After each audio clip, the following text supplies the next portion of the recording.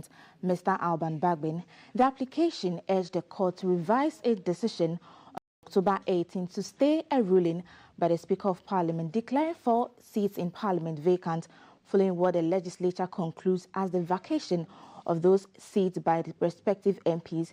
The panel, reading its decision through the Chief Justice, held that the grounds supporting the application by the Speaker of Parliament had no merit, as the case was constitutional matter which the Supreme Court has the jurisdiction to determine. Meanwhile, the court has set November 11, 2024 to give judgment in the substantive case. Arguing on the application filed by the Speaker of Parliament on October 28 to set aside the Supreme Court's ruling on October 18th, Mr. Thaddeus Sori, lawyer for the Speaker of Parliament, submitted that the processes filed by the leader of the NPP caucus in Parliament, Mr. Alexander Fenyo-Markin, violated the processes contrary to the rules of the court. Mr. Sori contended that the court has been consistent and that the irregularities cannot be cured, and even if it were curable, the court's substantive justification to entertain the matter was not properly invoked. Mr. Sori argued that the issue is a matter that should be determined by the High Court under Article 99 of the 1992 Constitution as to whether cross-carpeting has occurred and not the Supreme Court. Mr. Thaddeus Sori further stated that the Apex Court was not in the position to stay the execution of the decision of the Speaker because the Speaker's ruling is a non-judicial one. He added that the Speaker's ruling is not executable within the meaning of the ruling of the court. Mr. Thaddeus Sori also submitted that the processes initiated for the purposes of the order are made in breach of the rule of natural justice, which provides that every application must be made on notice, and that the leader of the NPP caucus should have made the motion on notice and file an application for an abridgment of time. Mr. Sori also noted that the court could have directed that the matter be heard on the following Monday so that the facts would be properly dealt with, considering the principles laid down by the court. The Speaker's lawyer concluded his argument on the fact that the reliefs filed by Mr. Fenyo-Markin showed that it mentioned only 3 members of Parliament and does not cover Mr. Peter Yao Kwachi Aka, but the injunction covered him, meaning the decision of the court exceeded the scope of the relief sought by the plaintiff. Arguing in opposition to the application for the Supreme Court to review its decision on October 18th, Pakwesi Abedu, representing the leader of the NPP caucus in Parliament, expressed opposition to the application by relying on the affidavit in opposition filed on October 29, 2024. Mr. Abedu, in his submission before the panel, argued that the Speaker's objection regarding the nature of reliefs sought by the plaintiff has nothing to do with Article 99(1) of the Constitution. He said it was clear and simple case of invoking the original jurisdiction of the court for interpretation of Article 79(1) J and H. The lawyer for the leader of the NPP caucus also argued that the service of the writ and motion for interlocutory injunction on the Speaker was good service, despite the fact that it was left on the table of the officer who received the processes. He contended that the order of the court granting a stay of execution of ruling of the Speaker does not result in any interference with the business of Parliament. The Attorney General, who is also opposed to the application, argued that the application was offensive to the rules of the court. Mr. Godfred Yeboah-Dame said the Constitution has set out clear terms in which one can challenge the decisions of the court, and that the Speaker's application violated the manner in which the decision of the court can be challenged and should be dismissed. One of the issues of denial of natural justice, Mr. Dame argued that the law envisages such procedure and there cannot be any denial of a right to a hearing.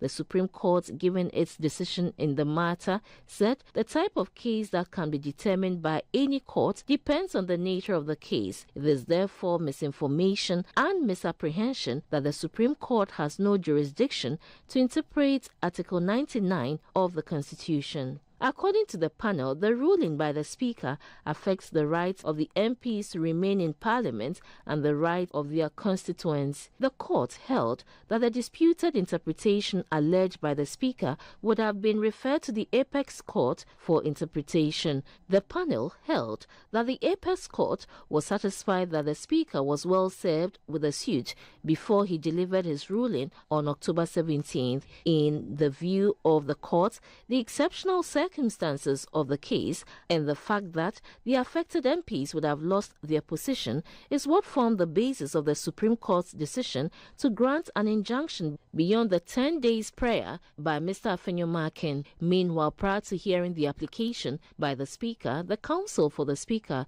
Mr. Thaddeus Sori, raised an objection for the recusal of Justice Ernest Yao-Jew on the basis that he was a former parliamentary candidate on the ticket of the governing New Patriotic Party (NPP). However, in overruling the objection, the 5-member panel presided over by the Chief Justice, Justice Gertrude Tokono, held that recusing a judge on such grounds will not advance the administration of justice. She said the court currently has a judge who is a former sitting member of Parliament, while another one is a former General Secretary of the People's National Convention (PNC). Meanwhile, private legal practitioner Mr. Martin Pebu says he foresees a prolonged constitutional crisis following the Supreme Court's refusal of Speaker's application to set aside its earlier ruling on a vacant seat in Parliament. Mr. Pebu says the decision by the Supreme Court may not sit well with the Speaker, who might also raise a counter-argument. He also disagrees with arguments raised by the Minister for Justice and Attorney General, Mr. Godfred Yeboah-Dame, that the Speaker did not qualify as a defendant in the case. We bring you some reactions from the Supreme Court after the proceedings. In a constitutional case, there's nothing like a person have an interest in it. What interest does the Speaker of Parliament have in the interpretation of the Constitution? So there's no interest, no personal interest of the Speaker of Parliament. And that's the point I sought to make. That indeed, when it comes to constitutional actions, the most important interest is the true and proper interpretation of the relevant provision of the Constitution. And that is it. So it's not as if a person has a personal interest in it. I've always tolerated the Speaker of Parliament and his representation, even though I know it's not lawful. And of course, it is not, you see, and the point must be made, it is not an attempt to prevent the Speaker from having representation. If the Speaker wants to have a lawyer, the Speaker must procure the lawyer lawfully. And I know for a fact that he has not received any PPR approval. And so he's in flagrant violation of the provisions of the law.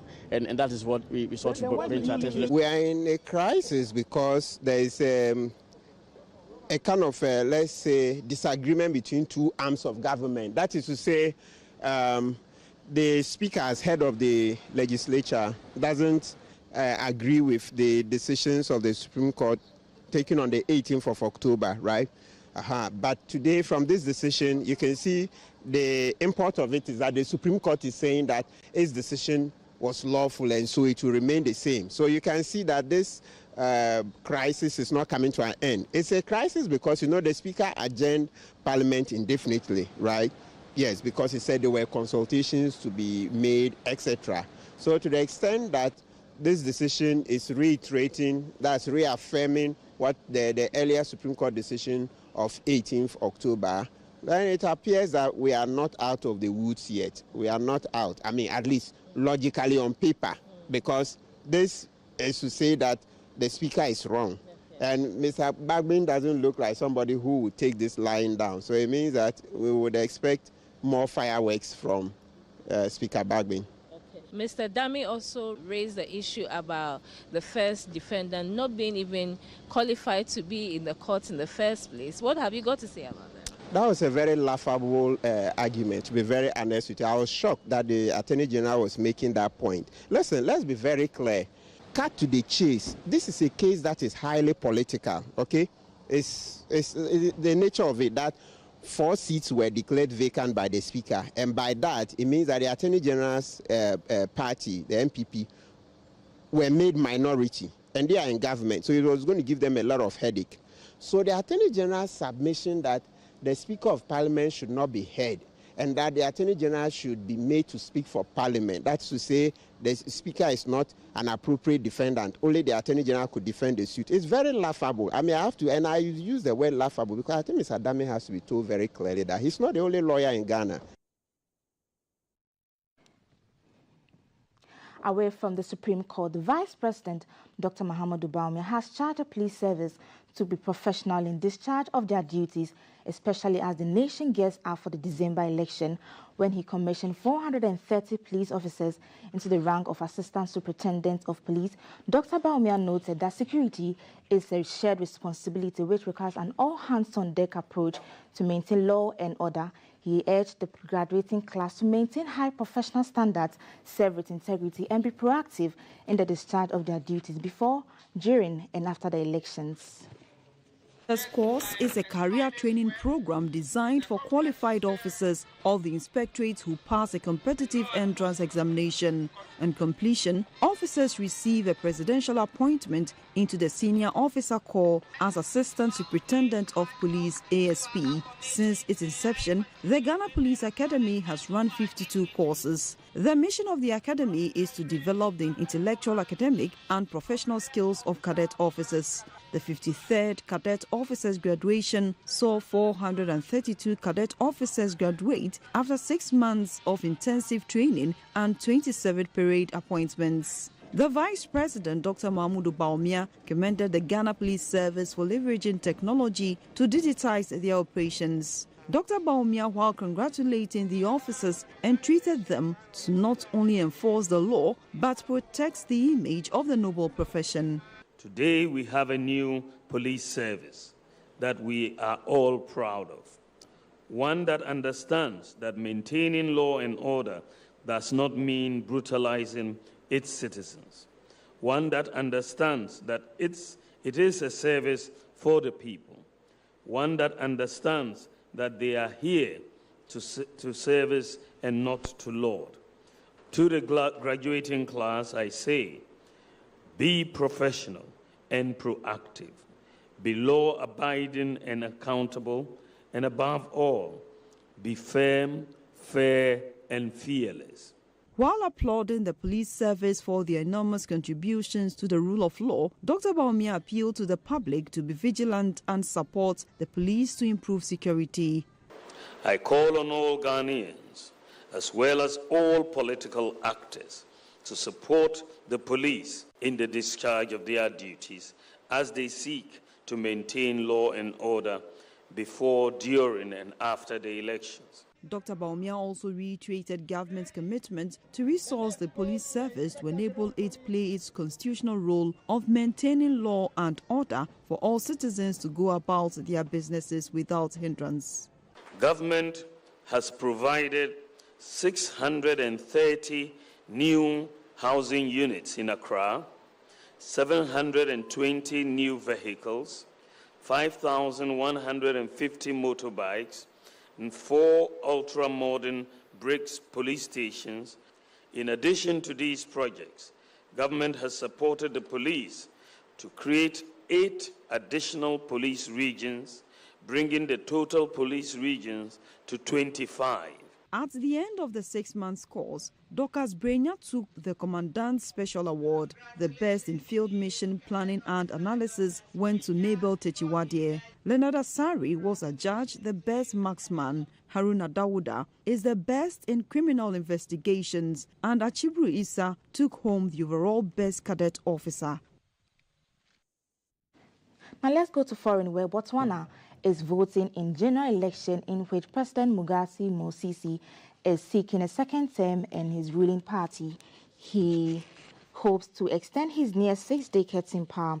Masisi, 63, is competing against 3 challengers from another 5-year term. His Botswana Democratic Party has governed the country of 2.3 million people for 58 years since independence from British rule in 1966. It remains the favorite despite its decreasing popularity.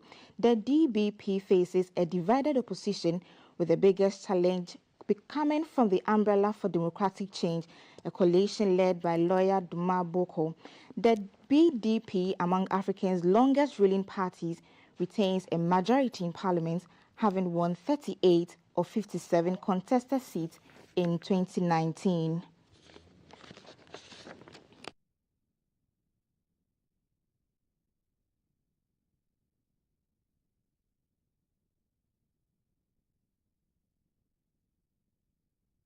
Let's have the Alpha Lotto winning numbers for Wednesday. The Alpha Lotto winning numbers for Omega Wednesday: single 3, 72, single 7, 35, 31. The Alpha Lotto winning numbers for Omega Wednesday again: single 3, 72, 72, single 7, 35, 35, and 31, 31.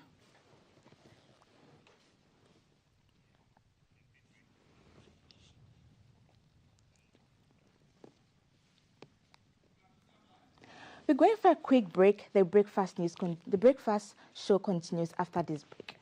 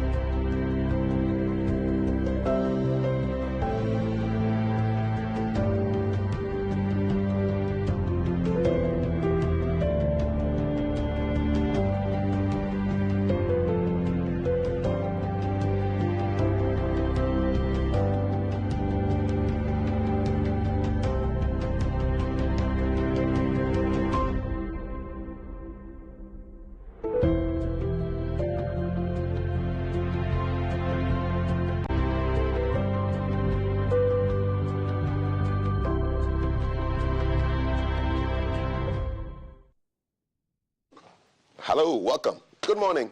This is the last day of October, which means we have exactly 61 days to the end of the year. In terms of elections, we have 37 days to go. And, well, my name is Kafui. Good to have you here. The numbers are confusing me. I haven't had breakfast this morning. Just drank 2 cups of water. How are you doing today? Today is Throwback Thursday, so expect some really old music, some old clips, some old stuff, but fresh news on the show. In the headlines, of course, issues of Parliament, Supreme Court, what have you. We will be dealing with them on the show. Whatever is on your mind, let us know. 055-556-1034. Today is also public interest. This is the last day of our Pinktober series, dedicating the whole of the month to breast cancer awareness. Watch out for that at 7 o'clock. We also have our Tech Corner this morning, and we are looking at women in tech. So that's something for you to think about this morning. Mary Moses is on the show in a short while, and all you need to know about them, you will find out. Matiti, good morning. Good morning, Kaf, and good morning to you out there, all Ghanaians. That's about as well to my people in the north who are loyal viewers of GTV Breakfast. Welcome to the Thursday edition of the show. Well, on my side, I'll be sitting to talk about the health impact of lead poisoning You don't want to miss that one. It's in your water, it's in your food. What forms do they come in? You'd want to know. Also, the corporate ladies will be sitting with me for a discussion on how, as a body, they are promoting women and development. So that's what will be on my side this morning. And as Kav said, the countdown is still on. 37 days to election day.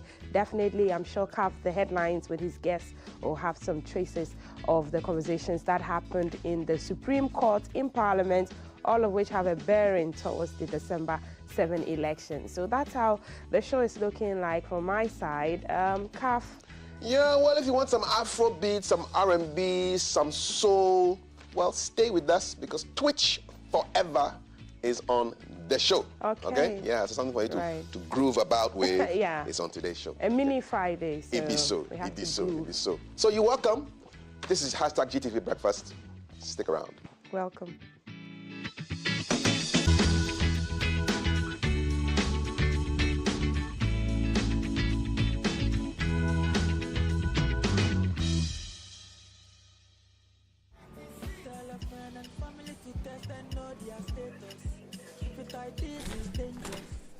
Hello, Mr. Ansa.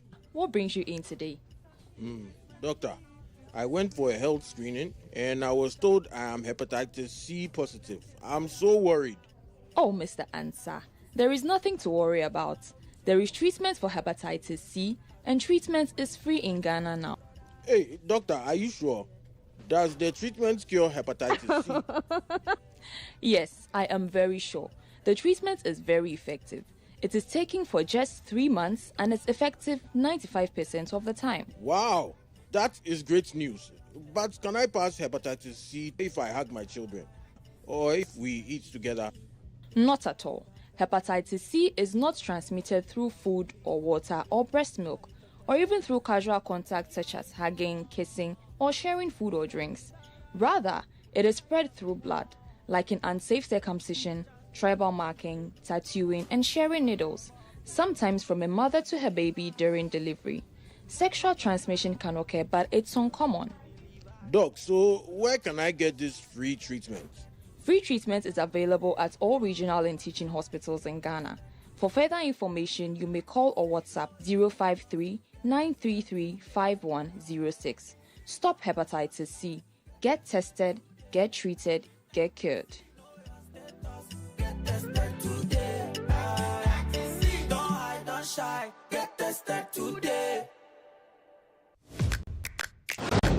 Meet Kwame. He's not just any Kwame.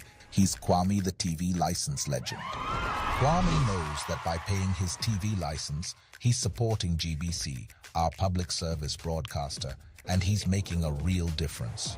Kwame's contribution helps bring our communities closer together. Because of Kwame and others like him, we will all have access to amazing TV programs, educational content, plus broadcasting infrastructures are maintained and our culture is beautifully promoted.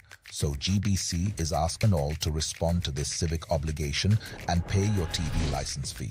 For individuals, it's 3 CDs per month or 36 CDs per year. If you have multiple sets, meaning 2 or more in your household, it's 60 CDs per year. For commercial institutions, it's your number of TV sets by 36 CDs per year, and you pay the invoiced amount directly to GBC. So let's all take a moment to appreciate Kwame, the TV license legend. Wherever you are, just dial *447*333# and follow the prompt. It's your civic duty, so pay your TV license today. GBC, the authentic and trusted voice of Ghana.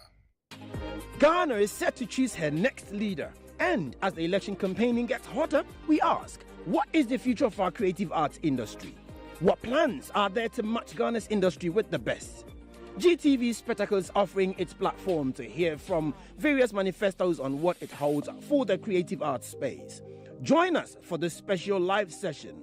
Spectacle, it's all about entertainment.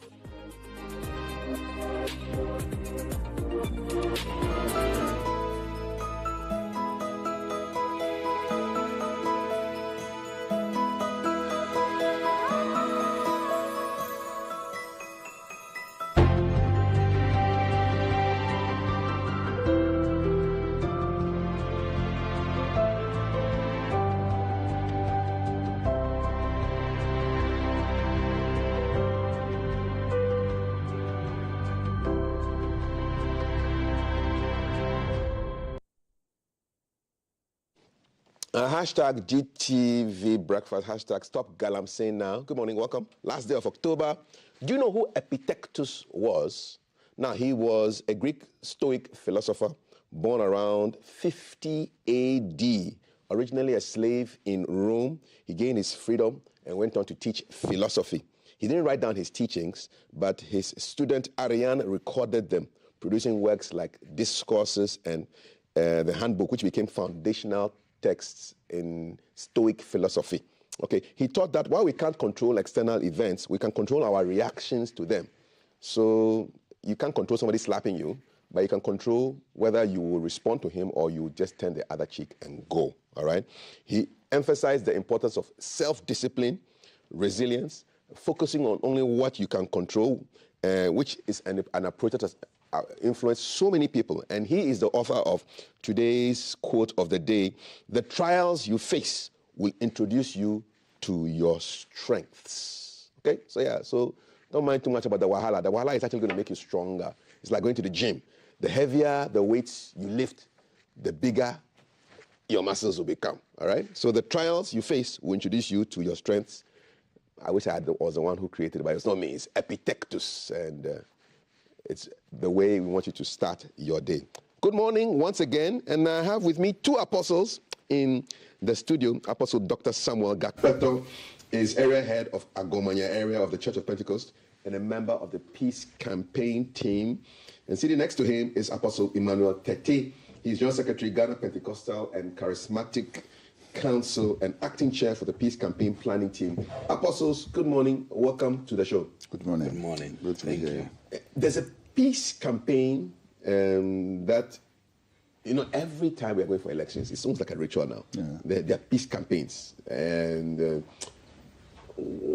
nothing has changed this year, it appears. You also have a peace campaign. Why? Why? Once again, good morning to viewers and good morning to yourself, Kafui, and the entire nation. It's very important that we do this peace campaign. There is something for every season. There is something that we need to attend to when the time comes. And so given the season we are in, the fact that we're going for elections, and this election is quite dynamic in its own sense. It calls for us to strengthen ourselves. Yes, we've been doing it every now and again, but to the extent that we've not stopped elections and we've not stopped other activities, it's important that we still run peace campaigns to keep the momentum and to maintain the peace in the country. Apostle Dr. Gakpeto, so this year, what is the theme and why did you choose it? All right, so we are considering let peace prevail. Okay. Let peace prevail. We are asking every actor in this year's election to act in ways that would inure to the peace of Ghana. Whoever, foot soldiers, political party leaders, presidential candidates, parliamentary candidates, police, church members, everyone who plays a role in this year's election. Let peace prevail. Let peace prevail. What are the threats that you see on the horizon? Yeah, so when you look at this year's elections, one of the issues that have subtly entered into the terrain had to do with the obvious religious backgrounds of the two contending presidential candidates. And that could be a threat. But we have said it again and again that election is not a religious contest. And so it shouldn't become an item that would destroy the nation Ghana. Thankfully, by God's grace, the peaceful coexistence between Christians and Muslims in Ghana, we've seen this for many, many years. So elections should not destroy that beautiful relationship that we have. So it's an election. We are looking at ideas. We are looking at who wants to lead us. We are listening to them. Whoever we choose to vote for, we just go and vote for them without bringing that subdivision amongst us. And that peaceful coexistence that you talked about is expressed here every Thursday. On the set here, we have Reverend Dr. Lawrence Tete and Sheikh Aremu Ashaibu. Yeah, amazing. And they always sit here and discuss the headlines. So you will see a bit of that. If you haven't seen it before, it happens today, every Thursday. Apostle Tete, you talked about peace, you talked about political parties, police, let me add another P word, prophecy. Yeah. Because around this time, because the election is about 3 weeks away from the end of the year, and then you have all these people claiming to be men and women of God, proffering prophecies, and frankly speaking, sometimes these prophecies raise the temperature. Is your peace campaign? How does your peace campaign deal with this particular phenomenon that happens around this time? In fact, prior to the peace campaign, GPCC has been engaging and educating our own member churches, the ministers in our member churches. It is true, the issue of, people trying to prophesy and saying all kinds of things, especially in the public domain when elections are up, just to win somebody's favor and to get acclamation and fame. But GPCC has been in engagement with the member churches, the ministers in the member churches. So from our side, you don't get that happening very often. Are you able to call a prophet to order? Oh, yes. Yes, in GPCC. You see, the thing is this, Kavui, it is not every Pentecostal or charismatic church which is a member of GPCC. So those who are within our membership, we are able to engage with them more actively. So is the floating taxis that cause a problem? Exactly so. They don't have a station. Exactly. So, and sometimes, like you rightly said, when it happens, I get calls that this prophet is saying this minister is doing, what is GPCC doing about it? Unfortunately, if they are not within our membership, it's a bit difficult. How big is your membership, and what qualifies you to become a member of GPCC? Over 270 individual member churches. I mean, the Church of Pentecost is a member church, the Apostolic Church, Assemblies of God, Christ Apostolic, we have Royal House, Perez Chapel, a lot of big churches, Victory Bible Church. And in terms of numbers, what does that translate to? In terms of numbers as in congregation and population, I can say that we command well close to 10 million. Hey, the politicians might like these numbers. Right? Exactly so. They've been coming to your places, eh? They do. I see. 10 million is a lot of people. Exactly. So, and I mean, Church of Pentecost alone commands over 10% of the population of Ghana. They have over 3.5 members in Ghana. 3.5 million. Yeah, 3.5 million. 3.5 million members in Ghana. It's like 10% of Ghana. Exactly so. Okay. And so that is already a huge number. And so we have a mandate, we have an interest in what happens to the citizens, because a lot of them sit in our member churches and they affect what we do. I mean, whatever goes on affects them. So, Apostle Dr. Gapeto, so what happens if your member is one of your member prophets is involved in this prophecy raising temperature? How do you call them in? How do you rein them in? Right. So let me say that God speaks, and I'm sure by this time God has already revealed to many revered men on the land who is going to be emerging the winner. I read something yesterday on the social media about the National Maths and Science quiz that nobody has ever prophesied who will win the National Science. God is not interested in your calculus. He has other calculations to deal with, man. But everybody is interested in who becomes the next president. Yeah. So, number one, God speaks. So we don't want to dispute that fact, that God speaks. And then number two, the only challenge is that once we speak from different angles, it's the impact on Christianity is huge, because you say God says A would become the president. Another says God says B will become the president. Now, little by little, the confidence and the faith that our followers may have in our God, and some gullible minds may get sidetracked because of this division. And so, number one, it's extremely important that all of us who are ministers of the gospel would be careful. Yeah. Yes, we don't dispute the fact that God speaks, but when he does, find ways of communicating it to the people who are involved without destroying the peace. Moreover, the people you lead may belong to different parties. In every church, you may have different categories of people, political parties in the same church. So once you speak for one, you already dividing the people. And therefore, it's important that we don't do that. However, if anybody does that, then the leadership of the church will have to call them to order right away.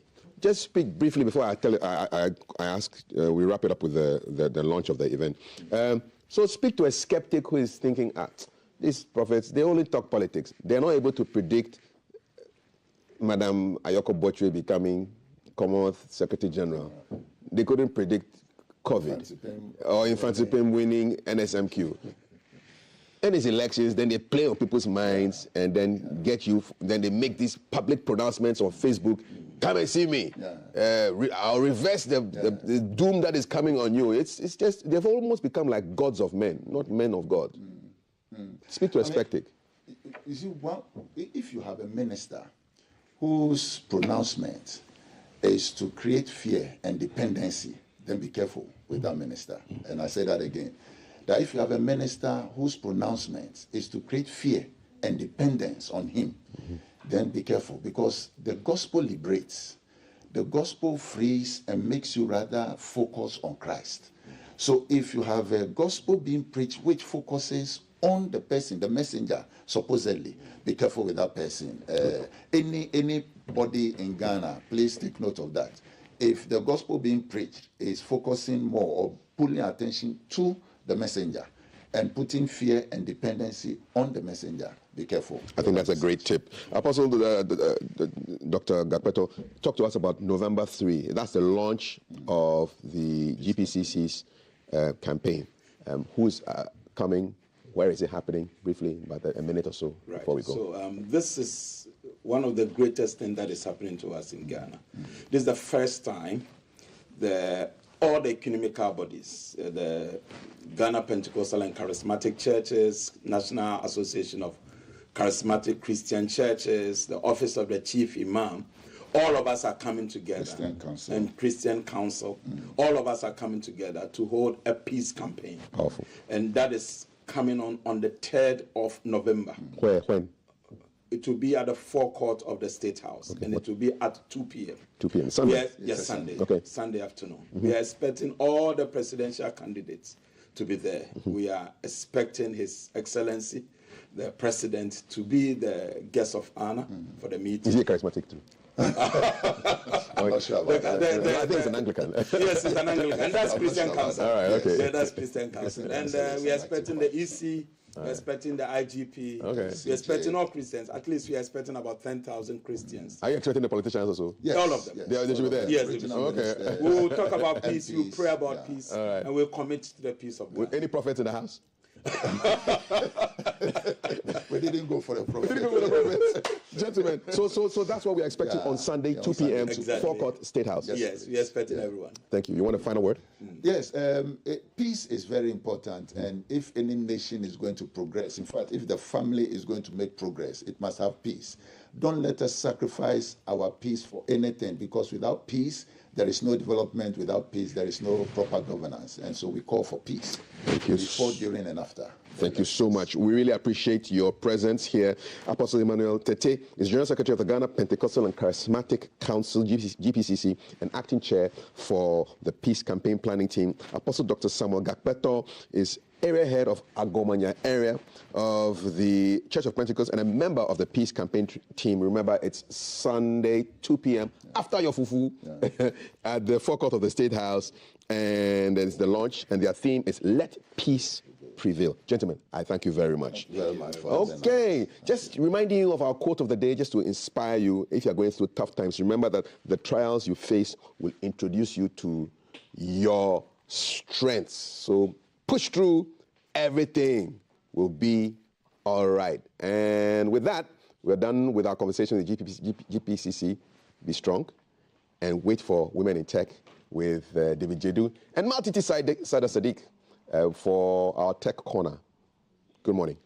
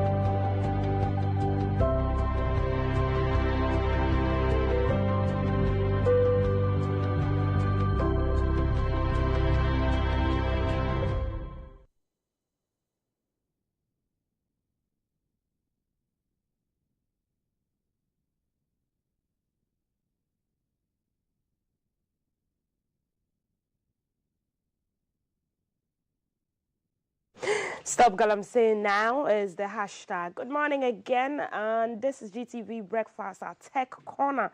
I am multi-decider Sadiq. Send us your questions to our Cyber One Defense Instructor for today, David Jedu, on 055556134.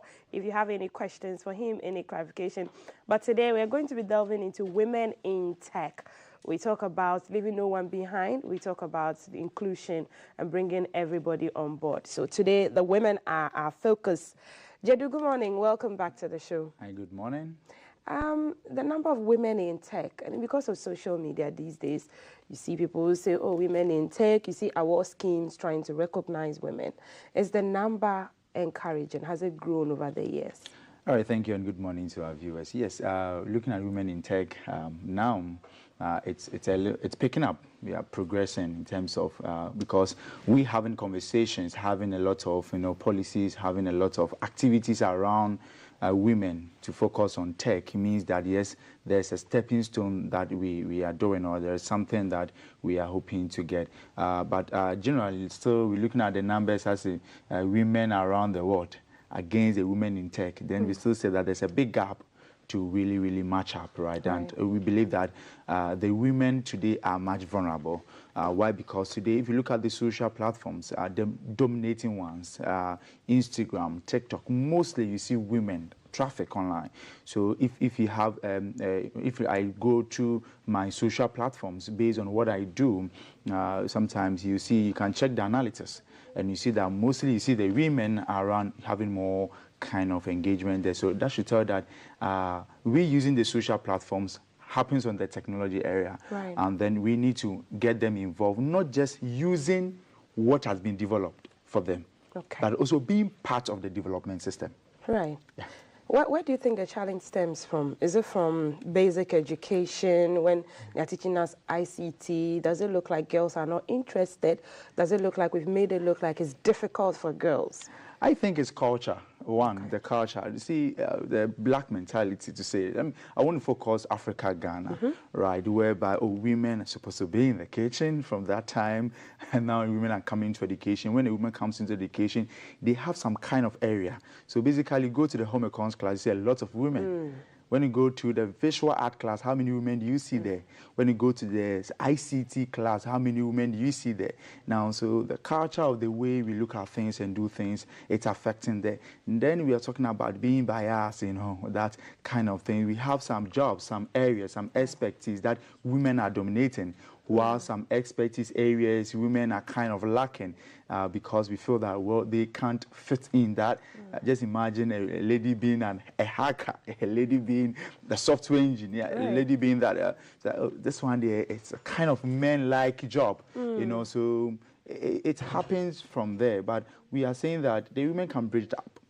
The month of October is a peak month, and also blended with cyber. Right. So, yes, so we're talking about Cyber Month and Pink October. So we are looking at how these women can engage in this technology area. And now I'm saying that the women are more even likely to engage more in the tech area than even the men. Why? Because now the women always are on the social platform. Not only women, I know, but looking at the numbers, right? I believe that sometime there was research that the population, if we should share men to the women, at least a DK here can get like 3.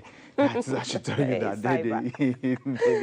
the women are a lot. So we are encouraging them to really also come into the tech area. Is it difficult to code as a child? I know now there are lots of STEM education facilities being incorporated into primary and basic school, and then you see children in quiz competitions trying to rack their brain. How does this work? Is that about the brain? Is that about the time to sit down and code and do all this hacking? All right, thank you very much. Good question. So yes, when it comes to computing, programming, technology, when it comes under coding, because coding is just one part of technology that we're looking into. Now, it happens to do with the brain, but anytime you sacrifice your time to study, you can draw it. Right. There's nobody born with computer or born into a computer area that you can only do computing. It's just about sacrificing.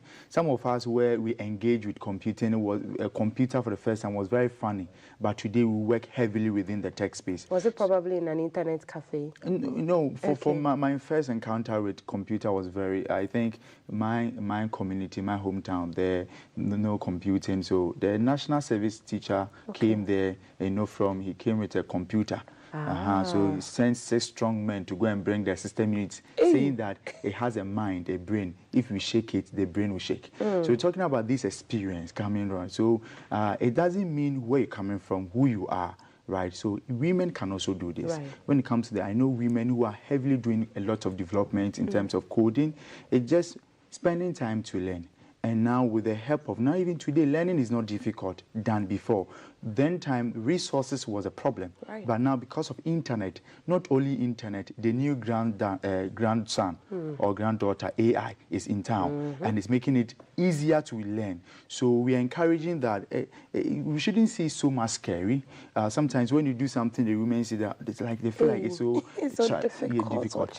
And now the problem here is that they are much vulnerable. I'm saying this because sitting in my office, I have had encounter with a lot of men. Today, the brotherhood might be, I may turn down the brotherhood. Let's talk about women today. I've seen that a lot of times men want to give out a device to their female partners, and then they want to intercept. Put something on the device so that they can be able to get access to whatever the women are doing on the device. So guess what? If you're a woman and you find so much time, you are so key about technology, there are some certain things that might be happening and you would pick up by yourself. Right. It doesn't need to happen and go and show you to the man that, can you tell me what's happening? Maybe the man is doing that. How do you know? So we are encouraging that the threat level on women are very high. Talking about sextortion. Exactly. Sextortion today, very high. Impersonation, blackmailing, all these things are happening on the space. So if women are also encouraged to learn these things, I believe that knowing is the best way to really keep these kind of threats online. So knowledge is very important for women to help with their security. Let's let you take us through what you have on screen today. Yeah. So we have a couple platforms to go through, right? All trying to empower women into the tech industry. So we have this one, that is womenwhocode.com. So that means that today there are women who code. All right, so these are all women doing marvelous, like doing magical, like writing good programs, right? And that is what they do. So if you come to this platform, you can just check by yourself as a woman, and that will encourage you. You can also join I'm seeing a black woman. I was going to say I'm seeing. Oh no, yeah. This is global. We're talking about 145 countries. Wow. Yeah, so it's global. Wow. Yeah, so you can join this, right? And then let the women also code for the men. I believe they can write good code, right? So that is women in. Women who code. Right, that's one platform that we could be looking into. So we have this one too. That is anitab.org, right? So paving the way forward for women. Right, so we're looking at how women can also come into this area. So they are also offering a kind of mentorship, right, apprenticeship, networking, right, for women, right. So a platform whereby you could be connected to your fellow women or woman in the same career space, or even if you want to develop that career, you could be looking into that. So that is Anitab. Yeah, anitab.org, right. We have that. Now we have guests in tech. get in tech. So normally, so focusing more into the children like mine, so that they can start, loving it, because when they start loving it, they are able to live within the space, right? So we have these platforms who are offering that, right? So guess in tech. We have a couple of them. We have higher tech. Ladies.com. So we hire tech ladies, right? So, well, most of the time I'm saying that today, even the opportunities for ladies in tech is very huge, because they want to bridge that gap. They want women to step into the tech area. So we have a lot of encouragement programs. So if I would need like skills like 6% or 6-star, maybe a lady with 3-star with the same skills could be able to give in the opportunity so that they learn on the job. So there's a platform that hire ladies. So if you're a lady, ladies. Yes. .com. So hire tech ladies. Yes. So I know. So we are also encouraging the organizations to also hire more tech girls. Exactly. I think some of them, the SDGs and all of that, they want to show that they are supporting. They are supporting. So they include female numbers. Female numbers. So we have learning opportunities. So not only that, they have learning opportunities, professional development, job opportunities, and job opportunities, peer support. Right. So we have that. Then also we have womenwhostartup.com. Right. So women who are into tech tech globally. So we have women who have done a lot of startups in tech. Right. Then also we have this good company called Cyber One Defense Communication Charity Africa. Yeah, that's now good. They are doing very well, because see, we have program for cybersecurity for women for free, and those are normally conferences that come. So you should just stay updated on our website. Oh, a free conference. Free conferences, workshops, right? This year we've done almost about 3 already, right? So that's just to empower women. So you can just be staying on Cyber One Defense Charity, Cyber One Defense Communication Charity Africa, and you will get that. Cybersecurity, I believe we'll be having one before the year goes on. Right? So we have that. Then I'm sure also, our ladies are let's listening. go to the last one, MasterCard, so that so MasterCard Foundation is also empowering women into technology, right? So we have breaking barriers for Ghanaian women in tech. Right, so they've done the first edition, and the second one is coming soon. So I would just encourage you that just come on this platform, MasterCard Foundation for Women, and then be part of the second edition that's coming. A lot of grants is being released, skills are being released, for women to start development in technology. A woman is probably wondering, is it difficult to roll on to Cyber One Defense or .org and get in touch with you? MasterCard Foundation, is it difficult? It's not difficult. So right now, we show you their platforms. You go to the website, it becomes, so anything that is being happening, they post it on the website. So One Defense like this, we put not only the website, but also on our social platform. So that if you want something good, then you follow them and follow them on your social handles. So that if there's anything coming, there's a communique coming up, right? So I know there are a lot of programs for women coming up, but you need to follow up, then you know. Do you need to have a certificate in tech from maybe NIIT?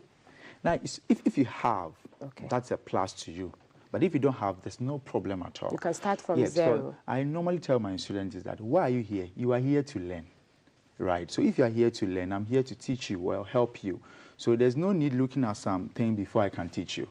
It's your availability, your readiness, and you bringing yourself that you want to learn a new skill. Right? And one thing is that, see, get me right, the whole world everything is changing to technology. Now, look at all the expertise are being ruled on technology. Health, we now have the health tech. Agriculture, we have the agri-tech.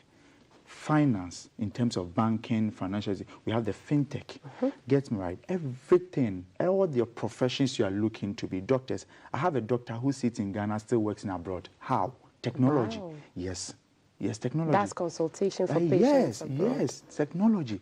So you can right now see, if we are employing you, the first criteria is not about the school you went to. It's about how you can even respond to the emails. So we've moved away from in CVs, are you good at Excel? Are you good at Microsoft Word? No. So to tech savvy. Yeah. So that whole thing is we're looking at into technology. So women with just administrative works background need to know tech. Because why? Because now the company is heavily relying on technology for their day-to-day transactions and businesses. And you will not be the first area. You are the first area of threat. Because if you are the administrator, you are sitting in front. You're more vulnerable. So all the organizations want women, at least from everywhere, even hairdressing. Why? Because you are posting them online. Yes, how do you do that? The shops are online. Yes. So please, women, we cannot be left out. You cannot be left out. I am just wondering if there are a lot of women who also develop apps in Ghana, because as we're saying, there are a lot of women in business and trade and commerce. Yeah. Do we have women? We have a lot of them. Okay. I should have a data. We have a lot of women who are into a lot of development. Okay. They are even CEOs of big-time tech development happen. Yeah, so it's encouraging, and I believe that a time that those also have to organize programs, mentorship. I think one problem we have here is our mentorship. We rather give attention to more political things than developing ourselves, right? So it's kind of either politics or church, but we are forgetting to develop yourself. Yes, let's say it, right? That's the truth. See how best we are developing ourselves. You see, the countries that we are running to look for greener pastures, what was their cycle to change into tech? That is what is happening, right? So if we can't, it's a problem. And the members in the country has to know this. And women, they say when you educate a woman, you have educated the whole family. Yes, so I read that the women help the children with homework and everything. So if ICT work, who go do you have to be able to navigate the tablets. And the kids now hold tablets. Wait for daddy. Daddy comes, he's tired. Yes. So the assignment won't be done. Yes. Thank you know, my friend, I'll just share this quick story, went to the UK, and she couldn't find her way to her campus, and everything was digitalized. How to read the map, how to find a train. Lastly, let me add this one.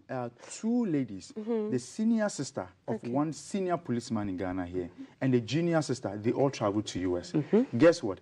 The junior sister had an IT background. So when he got there, he was able to locate where they are going. The lady was there in the house for 3 days. What? The senior sister was in 3 days. What the junior had imprisoned to do everything. So the mom brought them and said, "Hey, Dickie, this is my daughter. Teach her," because she was embarrassed. Oh my goodness! I'm telling you, that's the truth. And if as a woman you have to bring me your CV to type for you, no, we can't do that. Educated woman also. Educated woman, a lawyer to say. Goodness.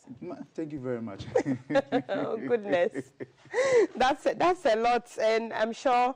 You know, you tickled people's fancy to go and then learn about tech, at least the basics. And Jodu has said that there are many sites. There's the Women Who Code, Anita.org, highertechladies.com, free conferences by Cyber One Defense as well when you go to their website, or reach out to him on social media. There's a training happening, free conference just before the year closes, so you'd want to go there. MasterCard Foundation, they also roll out these conferences and skills training to help women. And this is extra cash for you. If you're working already and you're able to get a tech or career that you can bring in extra cash. Mentorship, David has also called for more mentorship. I believe when you see a woman who looks like you and is in tech, coding, hacking, it makes the possibility of doing that. That's a good cohesion, you know what I mean? Thank you so much. So I'll be speaking to David Jedu of Cyber One Defense, and we'll be talking about women in tech. The numbers are down, but we're hoping that they are increased, and that's why Jedu has told us all the places that you, if you're watching us from home, you can go to and empower yourself. Go to Facebook, GTV Ghana. If you missed this conversation, you can get the details there, or reach out to Cyber One Defense everywhere on social media. I am Altiti Saida Sadek. We're back with more on GTV Breakfast.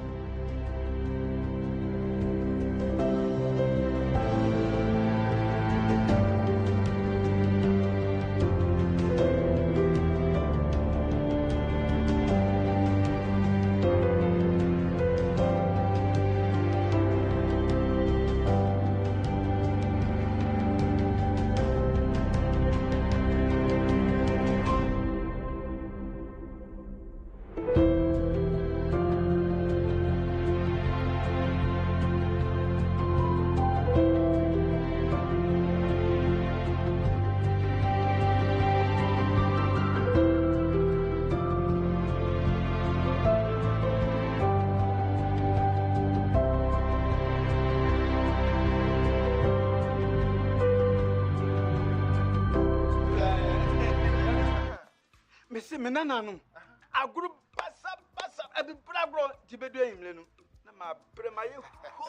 As for me, I take very good care of my grandkids. Ye dear grow, na ye sa. Edru mre bi kra na me ba no timide omo be gumi so weekend no. Hey, mumle. Memre. Hey, I don't think I'm catch you say. Ya no medi garlic capsules. Poso na ebesisi so kama. As I stand here, my doctor said my whole system has improved very well. Medi garlic capsules. Yes, Medi garlic capsules. Medimosis garlic capsules improves blood circulation and enhances the body. Suitable for both men and women. Available in pharmacy stores. Contact us on 050-349-4885. Not suitable for children under 12 years, pregnant women and lactating mothers. Medimosis. Who need house? This advert is FDA approved. What's up? How far with your intention? To be honest, I'm so nervous about starting this new role on Monday. Oh, please. I know you'll be great at it. You should be worried about what benefits they have. Example, do they have health insurance? I doubt they will have that for internet. But no shaking. I have NHIS already. Actually, I'm on a line. Ina, look at you. What are you going to do in your office when you can just download the app to register for an NHIS membership? Yes, my people. You heard right. You can now download and register your membership on my NHIS app. No long queues or tedious paperwork. All you need is your Ghana card to register for yourself and for others. Once you register, you get a new digital NHIS card on your phone. My NHIS app gives you access to credentialed health facilities and services across the country. NHIS covers over 95% of disease conditions in Ghana. Access to healthcare just got easier. Now let me sign up quickly, miss.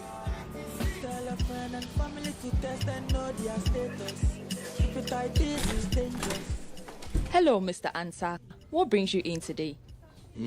Doctor, I went for a health screening and I was told I am hepatitis C positive. I'm so worried. Oh, Mr. Ansa, there is nothing to worry about. There is treatment for hepatitis C and treatment is free in Ghana now. Hey, doctor, are you sure? Does the treatment cure hepatitis C? Yes, I am very sure. The treatment is very effective. It is taken for just 3 months and it's effective 95% of the time. Wow, that is great news. But can I pass hepatitis C if I hug my children? Or if we eat together? Not at all. Hepatitis C is not transmitted through food or water or breast milk, or even through casual contact such as hugging, kissing, or sharing food or drinks. Rather, it is spread through blood, like in unsafe circumcision, tribal marking, tattooing, and sharing needles, sometimes from a mother to her baby during delivery. Sexual transmission can occur, but it's uncommon. Doc, so where can I get this free treatment? Free treatment is available at all regional and teaching hospitals in Ghana. For further information, you may call or WhatsApp 053-933-5106. Stop hepatitis C. Get tested, get treated, get cured. Get tested today.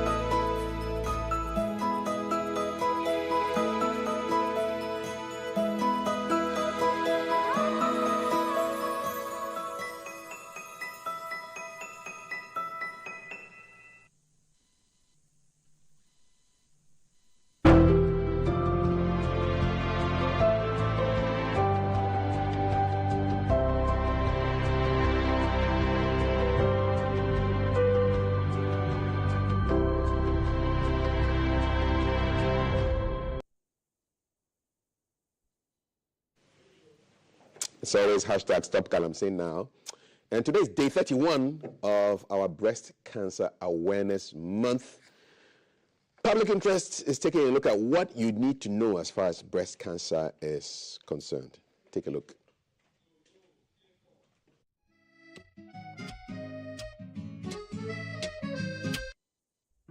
Breast cancer, 2 words that evoke fear, courage, and resilience. Globally, breast cancer is the leading cause of cancer Data from Global Cancer Observatory estimates that close to 2.3 million new breast cancer cases with 685,000 deaths were recorded in 2020 alone. According to reports from the World Cancer Research Fund International, there were more than 2 million new cases of breast cancer among women in 2022. Out of 195 countries in the world, breast cancer has the highest cancer incidence and mortality in more than 100 countries. Every year, millions of women worldwide receive this diagnosis. Dr. Esther Abgozo highlighted several risk factors contributing to the increasing incidence of breast cancer. Data has shown that from 40 years upwards, your risk of having breast cancer is increased. You can't do anything about age. We are all going to age. All of us are going to hit 40 at some point. We can't do anything about it. So it's a non-modifiable risk factor. Then we come to ethnicity. So for those of us with a black descent, data has shown that we have a higher risk of developing breast cancer. Taking a lot of alcohol increases your risk of developing breast cancer. Something like smoking. Smoking, again, increases your risk of developing breast cancer. For women who are postmenopausal, that is, their menses have stopped, they also have a risk of getting breast cancer if they are obese. That way you can do something about it. And then we have radiation exposure. That is, maybe some people, every time they have a small cough, they want to do a chest x-ray. It's not every cough that you have to do an x-ray. Because you need to understand that x-rays are radiations. So every time you're exposing yourself to radiations, either x-ray, CT scan, when it is not necessary, you are exposing yourself to radiation. So your risk is increasing, right? And then again, for some women, depending on the time you decide to have babies and the number of babies you have, it also has an influence on the risk again. So for women who have a lot of babies, their risk is a little lower than women who do not have babies at all or have babies late in life. Okay, so these are the things that we can modify, but some of the things we can't really do anything about them. According to MENA Breast Cancer Foundation, abnormal breast tissue densities located in breasts usually generate into breast cancer, and women must always report to health centers if they suspect the existence of such lumps. As a patient and as a woman, whatever lump you see, you have to be concerned about it. The thing with breast cancer is that it's that lump that does not come with pain. So whatever lump it is, once you see it and you come to us, suggest to us that you want it taken out. Once you get it out, please prompt us that, can this thing go for histology? So that you can have a report that says it is breast cancer or not. Dr. Agbuzu disputed the notion that sucking of the breast by one's beloved or massaging it is a guarantee to avoid lumps in the breast. Data has not told us that fondling breast or sucking breast reduces your risk. The only thing is that when it comes to sucking breast, if it is breastfeeding, okay, like we said, if a woman has a baby because of the hormone that is produced to bring breast milk, that's prolactin, it sort of suppresses the effects of the estrogen and progesterone. So it reduces her risk of developing a breast cancer. But if it's just your boyfriend sucking, please, it's not going to change anything. But can men also be affected with breast cancer? Data has shown that men have a very low percentage. About 1 to 2% of all breast cancer cases are men, right?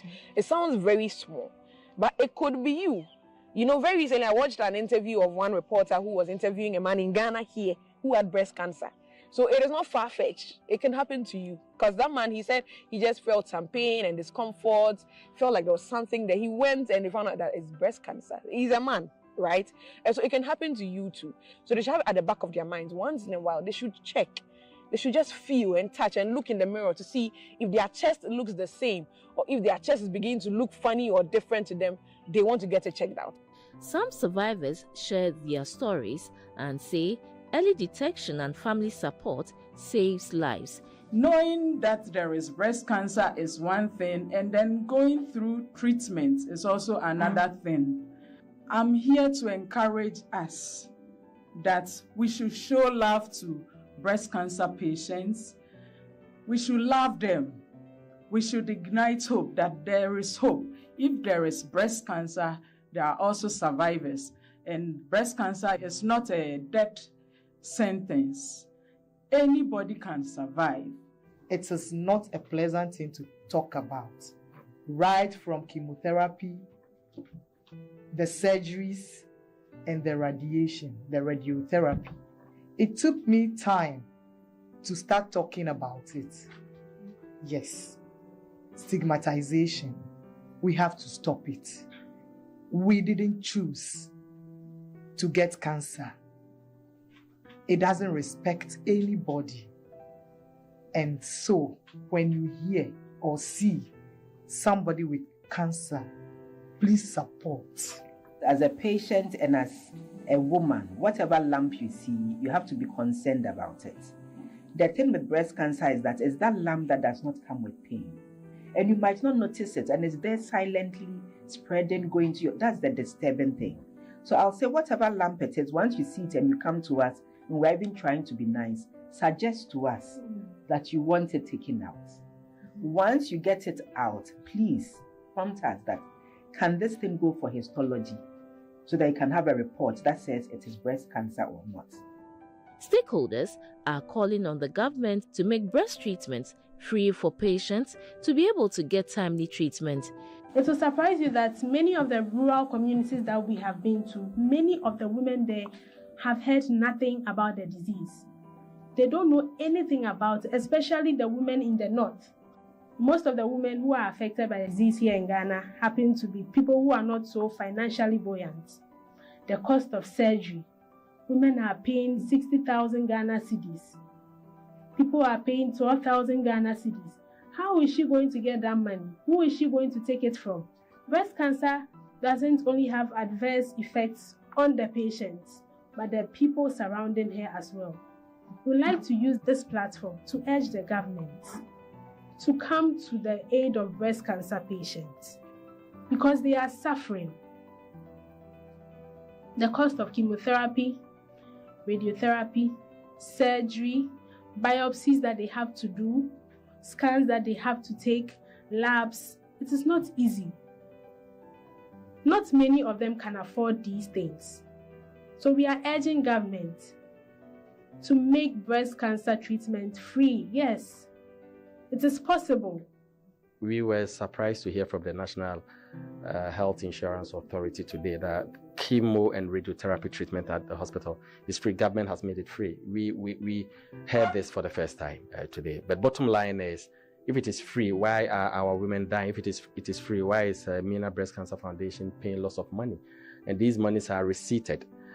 The objective of the WHO Global Breast Cancer Initiative is to reduce global breast cancer mortality by 2.5% per year, thereby preventing 2.5 million breast cancer deaths globally between 2020 and 2040. As the world climaxes the Breast Cancer Awareness Month, there is the need to do more education and support our young women. This can help to combat this disease and secure the future.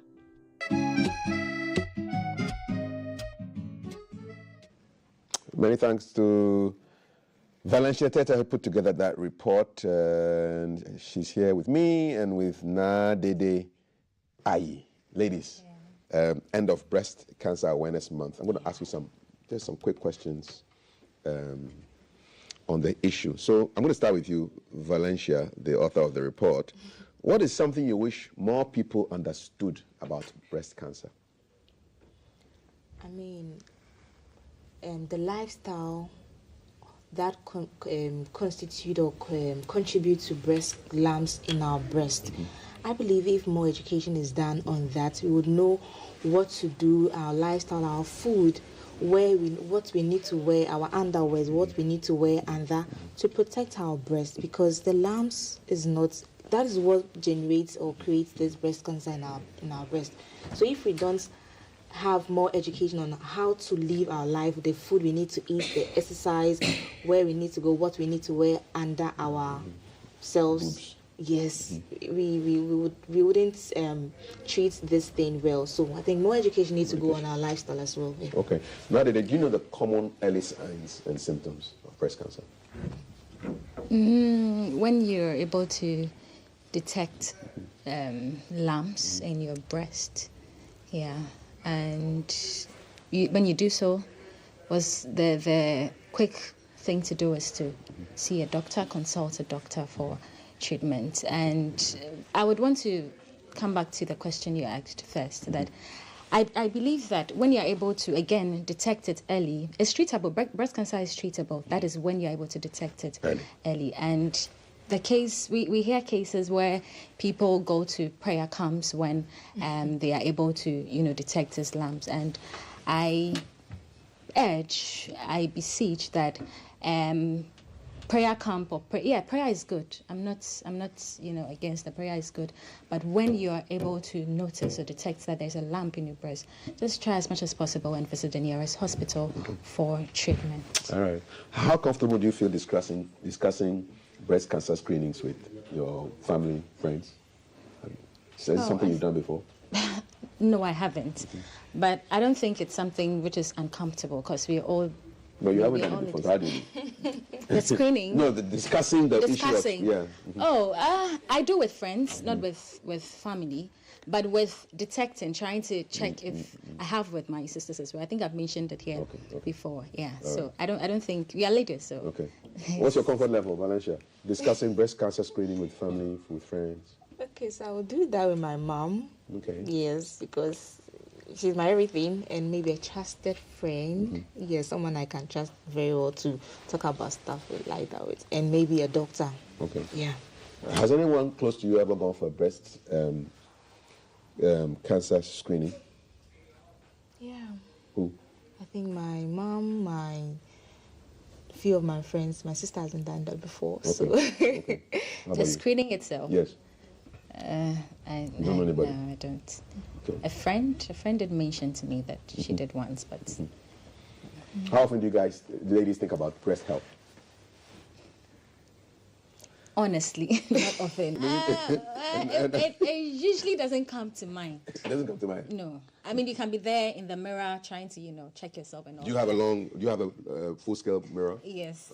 But I feel it's heavy, but anytime it becomes heavy, I feel probably I'm in my ovulation period. Okay. So there's a difference between when you're in that period and when you are not in that period, then closer to my menstrual cycle. And also, at times, anytime I'm taking my bath as well, I also do, unaware check. Yeah. So that I don't, but I take care of it. Sometimes I even use.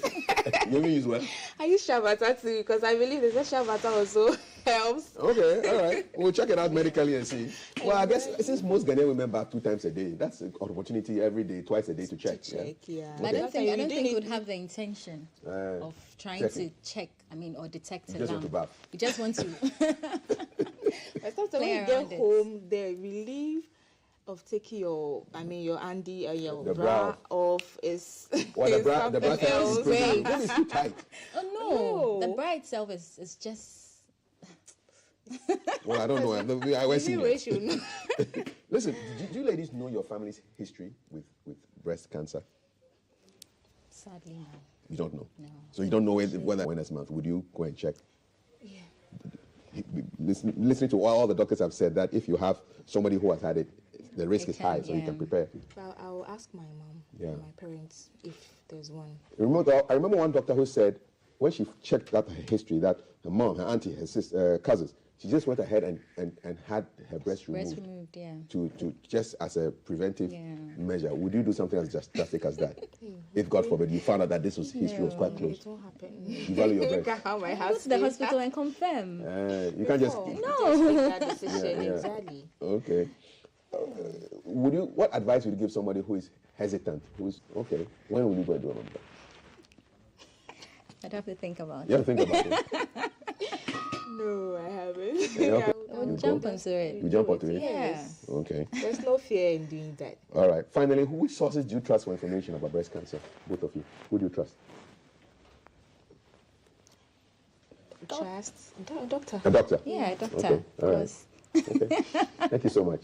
When it comes to prostate health, you guys will now grill me. Okay. But we promised here that we would do a check before the month ends. Yes. Because we have done mine. To make sure that you do your check. I will do that. All right, Valencia. Now thank you. Thank you so much. We're going way back and enjoy.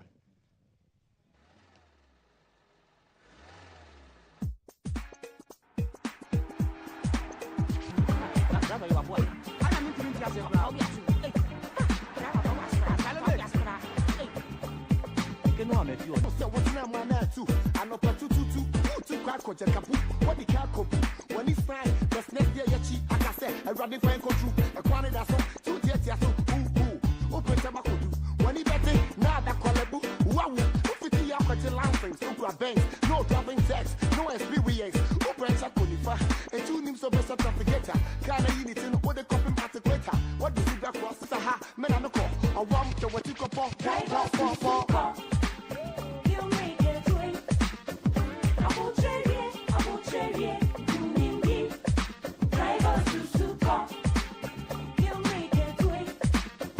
I will trade it. You need me. Oh, I Master, so never cacao, Nakwane, me quite a second Kumasi, I want me to offer you. Java, if I walk at a go slow, Ubetani, oh, ask member uncle, and sound one throw, Mr. Contempt, show away yet, with the kitty, I know. Yeah. You make it twin. I will trade it. You need me. Driver to super. You make it twin. I will trade it. You need me. Police, Inspector Cote, Robert Nakwa who check it, Kowa Bapoti, Kai Sawi, and the 18 was here and Yashi. When it is a guy I overload, Kakao Bunty to Shamanasi Road. Anywhere minute to Betty oh, as a number of crow, as I walk row. Down now just a hop. Nanko for me, who yes, Uncle Cassan, and drop a bounce at the Sabu. Mississippi, me Fahose, we IGP, no bow cry do, Papa Policy, do you honey, a man I do. You make it twin. I will trade it. You need me. Driver to super. You make it twin. I will trade it. You need me.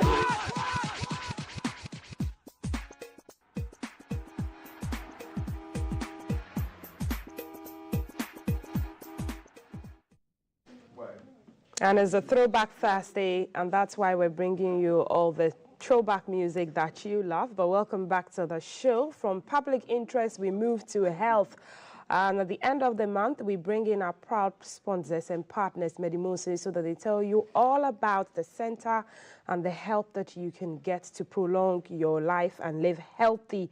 I am Altiti Saida Sadiq, and today at Medimosi's Prostate Center, who have been providing quality healthcare for over 30 years, that's 3 decades, with specialty in prostate health management. We'll look at a wide range of, the quality alternative medications that the hospital provides for management of different conditions. And Dr. Prince Osei is in the studio as usual this morning, and he'll take us through that. Dr. Osei, good morning. Welcome back to the show. You rise so early with us, and you're always with us. Yes. Good to have you again. Send us your questions to Medimoses if you're still wondering why you should go to the center, what condition you have, and if they are able to help you cure it. 055-556-1034. Be generous and share our feed on GTV Ghana or Facebook. We're streaming live there, or YouTube at the GBC Ghana. Dr. Say, before I come to you on the conditions that you cater for, let's bring you a short video or documentary on Medimosis. The healthcare of a nation's citizens can directly result in economic growth because there will be more people able to conduct effective activities in the workforce. Prostate problems in men, for instance, have been one of the greatest menaces we face as a people worldwide.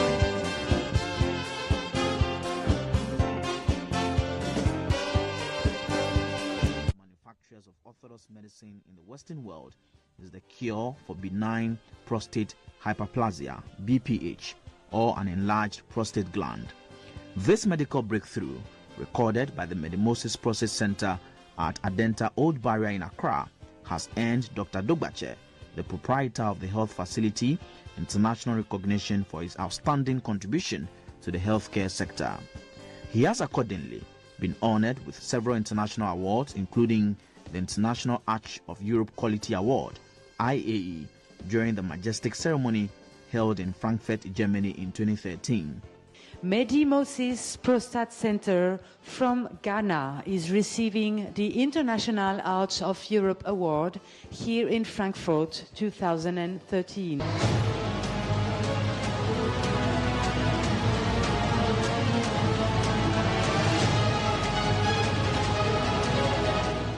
The ceremony was attended by representatives from 178 countries with outstanding credentials within the business and diplomatic communities.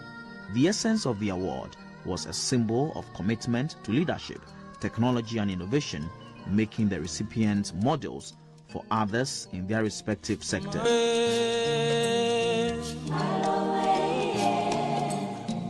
Now being a prostate, na solution a room and say either say you be operation surgery and I say the only solution. And when I walk in we are suffering everything and shrinky prostate no man and cough. But me a researcher, you say ye new drubia, a timid shrinky prostate in Ankasa. Say a Sancra, no mood Sancra, you beat me shrinking back to normal abra. Before Medimosis Prostate Center came onto the scene, prostate issues were problems that were affecting men across the globe, and there was no definite solution to the problem except surgery. That's surgical operation, where we do you do what we call TURP, transurethral resection of the prostate. That they take part of the prostate, or you do a total radical prostatectomy, which means that you take out the prostate with all its surrounding lymph nodes and things like that. And such operation comes with a lot of complications, and people wanted a reasonable alternative. And God being so good, we provided that called Prostachio Herbal Tea. This is a specially formulated product, 100% natural, 100% herbal. And Prostachio Natural Tea is able to shrink the prostate gland no matter how big. That's the beautiful documentary, and the CEO of Medimosis, Dr. Dogbache. Now, international recognitions, a lot of them has the center gotten with the work that they do, rescuing a lot of men with prostate issues and even women with other conditions that they have. Dr. Say, congratulations for all the work that you do. Let's remind our viewers and, your patients, your potential customers and clients, some of the conditions that you cater for at Medimosis. Yes, so any medical condition at all, but as we always say, the specialty is the prostate health. We know that, for the October, we talked a lot about breast cancer, yes, and prostate cancer too is one of the conditions that affects men. It's actually the leading cause of cancer in men. Yes, so it's something that can really affect most of the men. So we need to also pay particular attention when it comes to prostate health. I heard Kav talk about prostate with the other ladies that when we raise the prostate man, we should make the same noise about it. Yes, that's true. Yes, we need to do that because it's also causing a lot of issues when it comes to men. But since Medimosis came, a lot of men are receiving treatment and also they are doing well.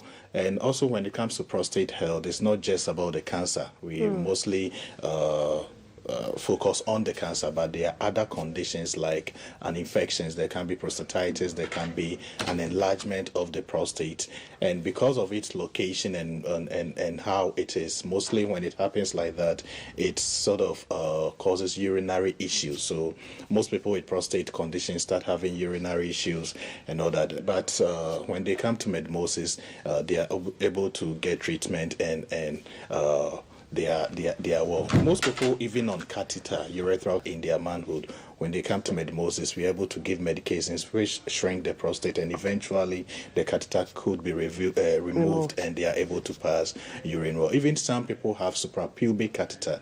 The suprapubic catheter is such that, the prostate could be so enlarged to the extent that when we are putting the urethra through your manhood, it wouldn't be able to go through the manhood. So we need to make an incision or a hole just below the umbilical to get the bladder to put the catheter in there.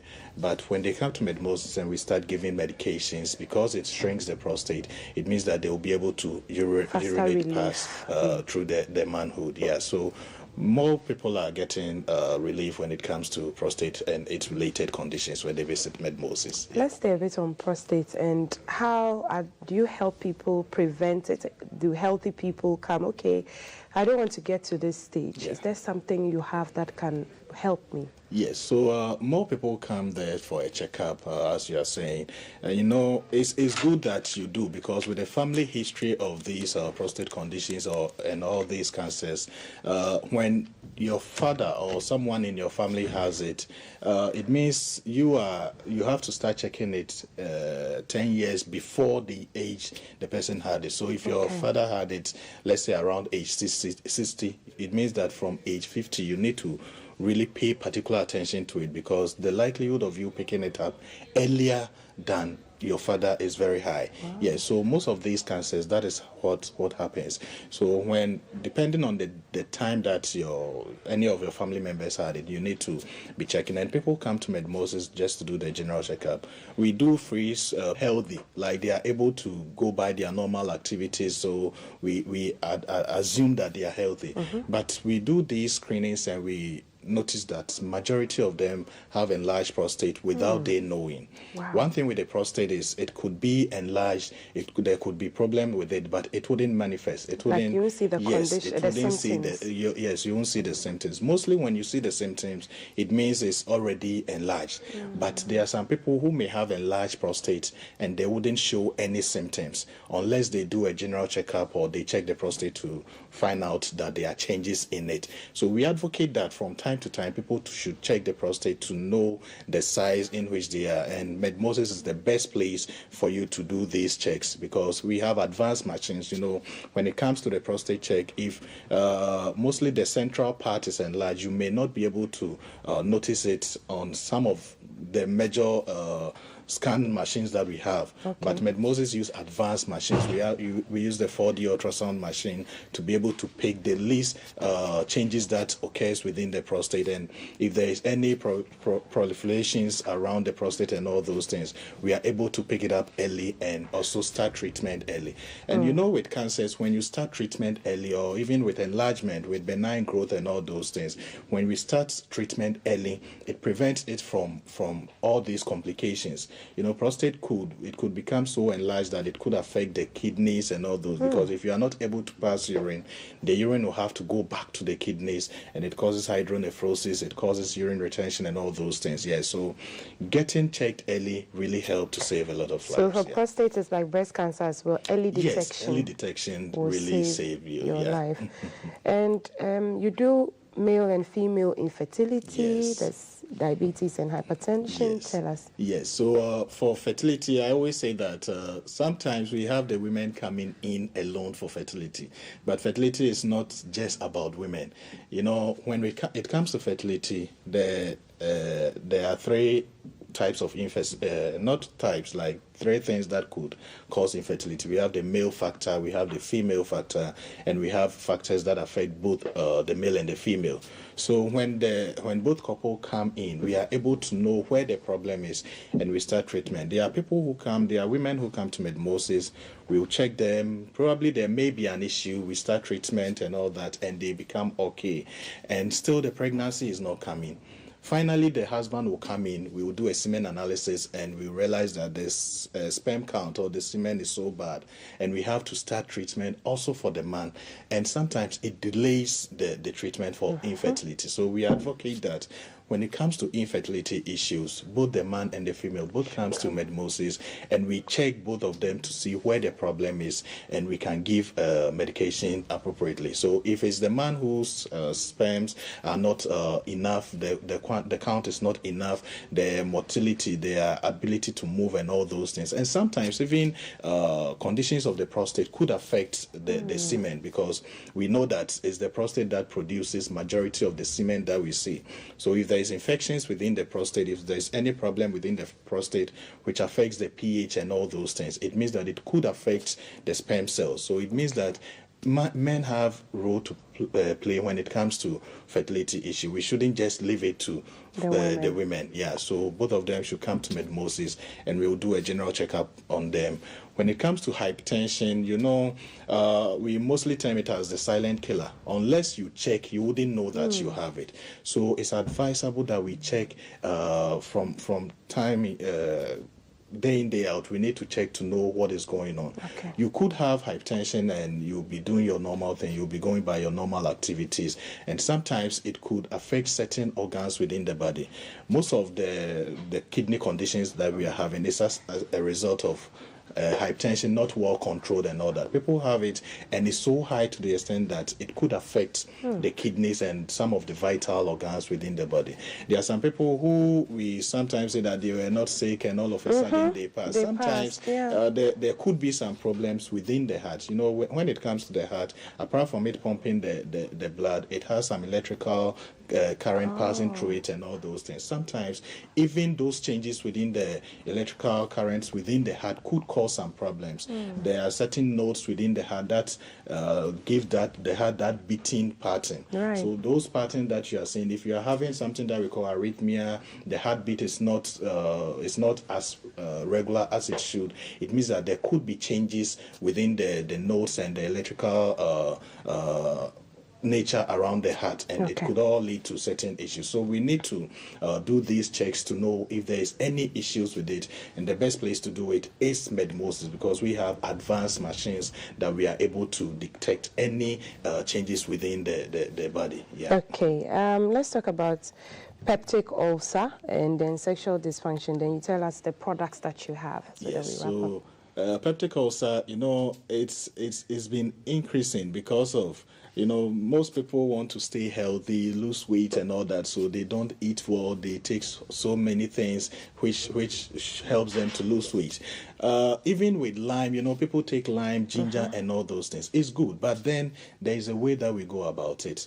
People take it and they abuse it in a way that it causes some corrosions within the abdominal lining, and it can lead to peptic ulcer. Yes, so there are people who are battling with peptic ulcer. They take medications, it goes and it comes back, especially with the infestation of H. pylori. There is a bacteria that causes peptic ulcer, which is called the H. pylori. So when people take medications, sometimes it can go, but it can resurface.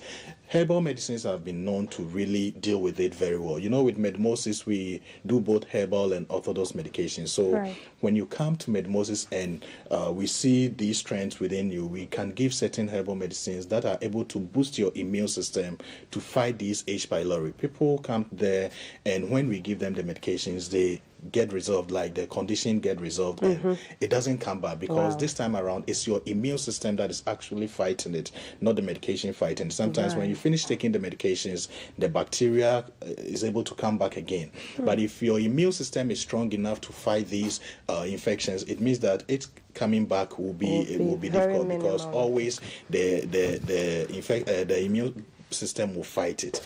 Yes, and when it comes to sexual health and all that, you know, when it comes to Medmosis, because of our specialty in men health, when it comes to male infertility and all those things, we have medications that could really help. We have the Aphromosis and the Mediplus. That one is available in all pharmacies. You can get it to boost your male sexuality and all that.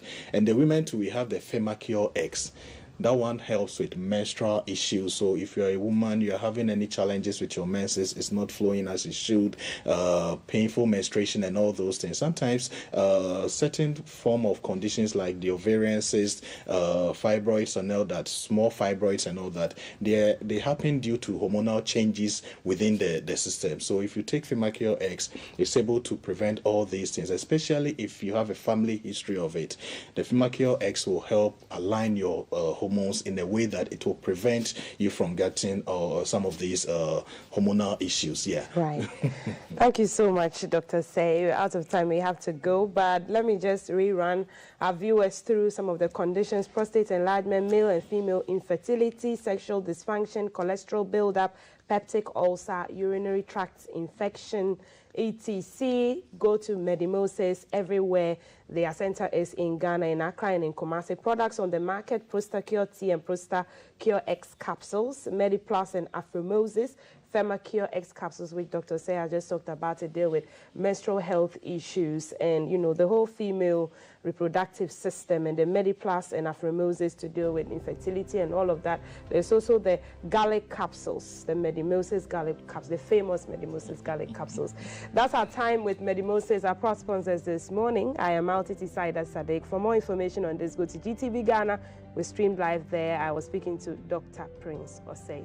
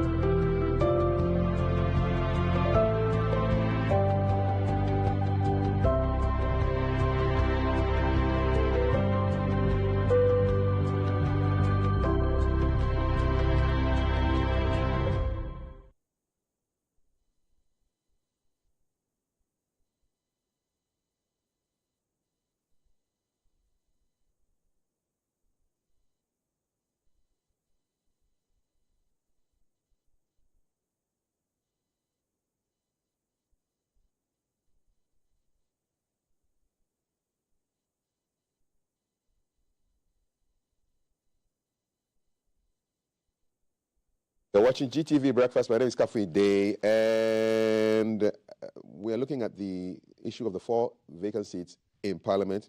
Front page of today's graphic: Supreme Court dismisses Speaker's application. And so the Speaker has failed to have the decision by the Supreme Court suspending his declaration of 4 seats in Parliament vacant reversed.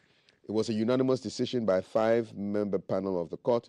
They dismissed an application by the Speaker urging the court to vacate its decision dated October 18 this year, describing the application as, quote, misinformation and misapprehension of the law. What does this mean for Parliament and these 4 MPs? My guest? Yeah, it's a pleasure. Awesome. I'm sure you're following this case with keen interest. Oh, definitely. Yes, as a lawyer, yes, I've been following this matter. And what does it mean? What it means that the Supreme Court is saying that there should be a stay on the 4 vacant seats, that what the Speaker has, the information that he gave to Parliament is stayed until the matter is determined by the Supreme Court. That is, give interpretation to Article 97, 1G and 8. So that's what it means. So I think until they determine the true interpretation of that, then the Parliament will abide by that interpretation. So that's what it means. Can you give a refresher to my audiences how we got here? Why are we here? Yeah, I believe that I think in and around the mid-October, when the leader, the minority leader, and Honorable Haruna Idrisu, the former minority leader, raised the issue, made a statement before Parliament about their colleagues who some entered as independent parliamentarians, some also entered on the ticket of the NPP parliamentary, the NPP party. And now that they have switched, some going as independent candidate for the next election, and also there's the second deputy speaker also going on the ticket of the party. Article 97 clearly states that if you switch your party or you cross carpet, then you will not be a member of that parliament again. You have vacated your seat. So when the issue was raised before the speaker said he was going to give information in his response. So I think on the 18th of October, he gave the response and said by looking at the Constitution, the article, they have vacated their seats. So I think the majority leader now, Honorable Apenyu Markins, had gone to court a day before and said that he wanted the court to invoke its interpretative jurisdiction. The Supreme Court has several jurisdictions. They enforce the Constitution. They interpret the Constitution. You can also go when they say they supervise the High Court. If there's something what is come, the exigency of time and the ruling that the Speaker has given, they were going to stay the process. So that stay in layman terms means what? On the matter, the information he has given. So it means that the people involved will still be deemed to be member of parliament and their seats are not vacant until they give interpretation to the matter. So that was their decision. And I think that you came to the Supreme Court, it was wrong. If there's any issue about dispute as to somebody, and it is the High Court that you have to go to determine and say, I'm affected. So that's one of the things he said. And he said, looking at the processes that they filed, the action they said they wanted had already been done, and the writ that you filed did not disclose the action and also or vacate the order. So if you vacate the order, it means that the Speaker's ruling or information will now stand. The also natural justice, that they didn't give the Speaker the opportunity to come and respond, although there was a exigency of time. Is that what natural justice is? Natural justice means that listen to all the parties, both parties. So that is the argument he made. But the Supreme Court, the other parties are saying, no, Supreme Court said, if anybody comes to court under Article 2 for the enforcement of the Constitution, they have jurisdiction. So Article 2 gives them that wide broad powers, right? Broad powers and the jurisdiction. If it comes about anything, any act which you think is inconsistent, immaterial, so by the ruling that we have now, any act is injurious, will affect you. You can go to the Supreme Court because it has larger. So that's the decision that they have made. Judgment on the 11th of November. Oh, so we are counting down 11 days more. Yes, bye. So they've asked the Speaker's lawyer to file the next. Then on the 11th, they will be able to give interpretation to Article 97 G.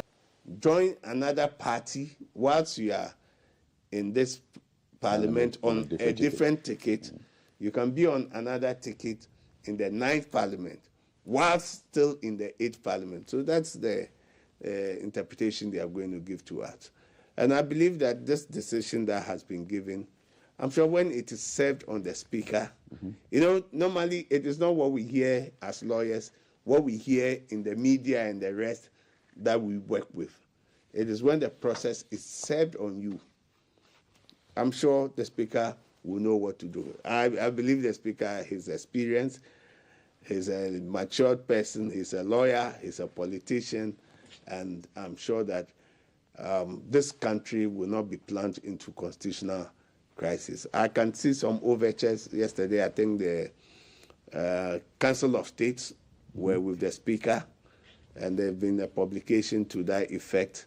I'm sure in a bid to make sure that this country does not get into that constitutional crisis, because it looks as if there are two institutions that have it's like a tug of war. Yeah, it's a kind of tug of war, a power play. So yes, we don't want that situation where one would say that you can have your say, I will have how this country. But unfortunately, I think the Parliament itself is, even the leadership are going to Australia. Yes. Yes, they are going to Australia. Brisbane, there's a conference, a meeting happening there. So Speaker is the current president of the Commonwealth Parliamentary Association, and I think it is time for him to hand over to his successor. And he has advice from his lawyer, taking the interest of this nation. As a lawyer, I mean, you've broken it down really nicely. We've understood everything. Is it all really necessary? I mean, for the man in the street, it must be. It is about the two thin lines. When we come, every court or everybody is given the power to apply the Constitution. You have the power, institution, parliament, administrative, or any person has, you can apply the Constitution. Maybe if the Constitution says that maybe the president must have 50 plus 1. So let's 50 plus 1, then I will apply it, right? Now, if somebody wants to know the meaning 1%, are you getting it? When they put different interpretation on that, then it gets into the confines, the domain of Supreme Court to interpret that. So there are two things. The law allows you to apply it. All the courts, everybody can apply the provisions. Supreme Court has that. The provisions. They are being selected. Majority should come from Parliament. So when you compose and somebody comes and says that the number you have is not the majority from, this is what if there is any dispute, Supreme Court is saying that Article 2, which says that any act, that is inconsistent with the provisions, or you don't even understand, there is dispute. And so yesterday, all that was done, the Speaker's lawyer was talking about the procedure, Article 2, and talks about my enforcement and interpretative jurisdiction. I can do anything. It says that procedure. Yes, it says that the procedure is lower than the Constitution is the highest. So it says that I can do anything. That's why it even gives me the power to direct anybody, the president, the vice president, to direct anybody when I make declarations. Then I can direct you that do A, B, C, D. If you don't, you can be impeached.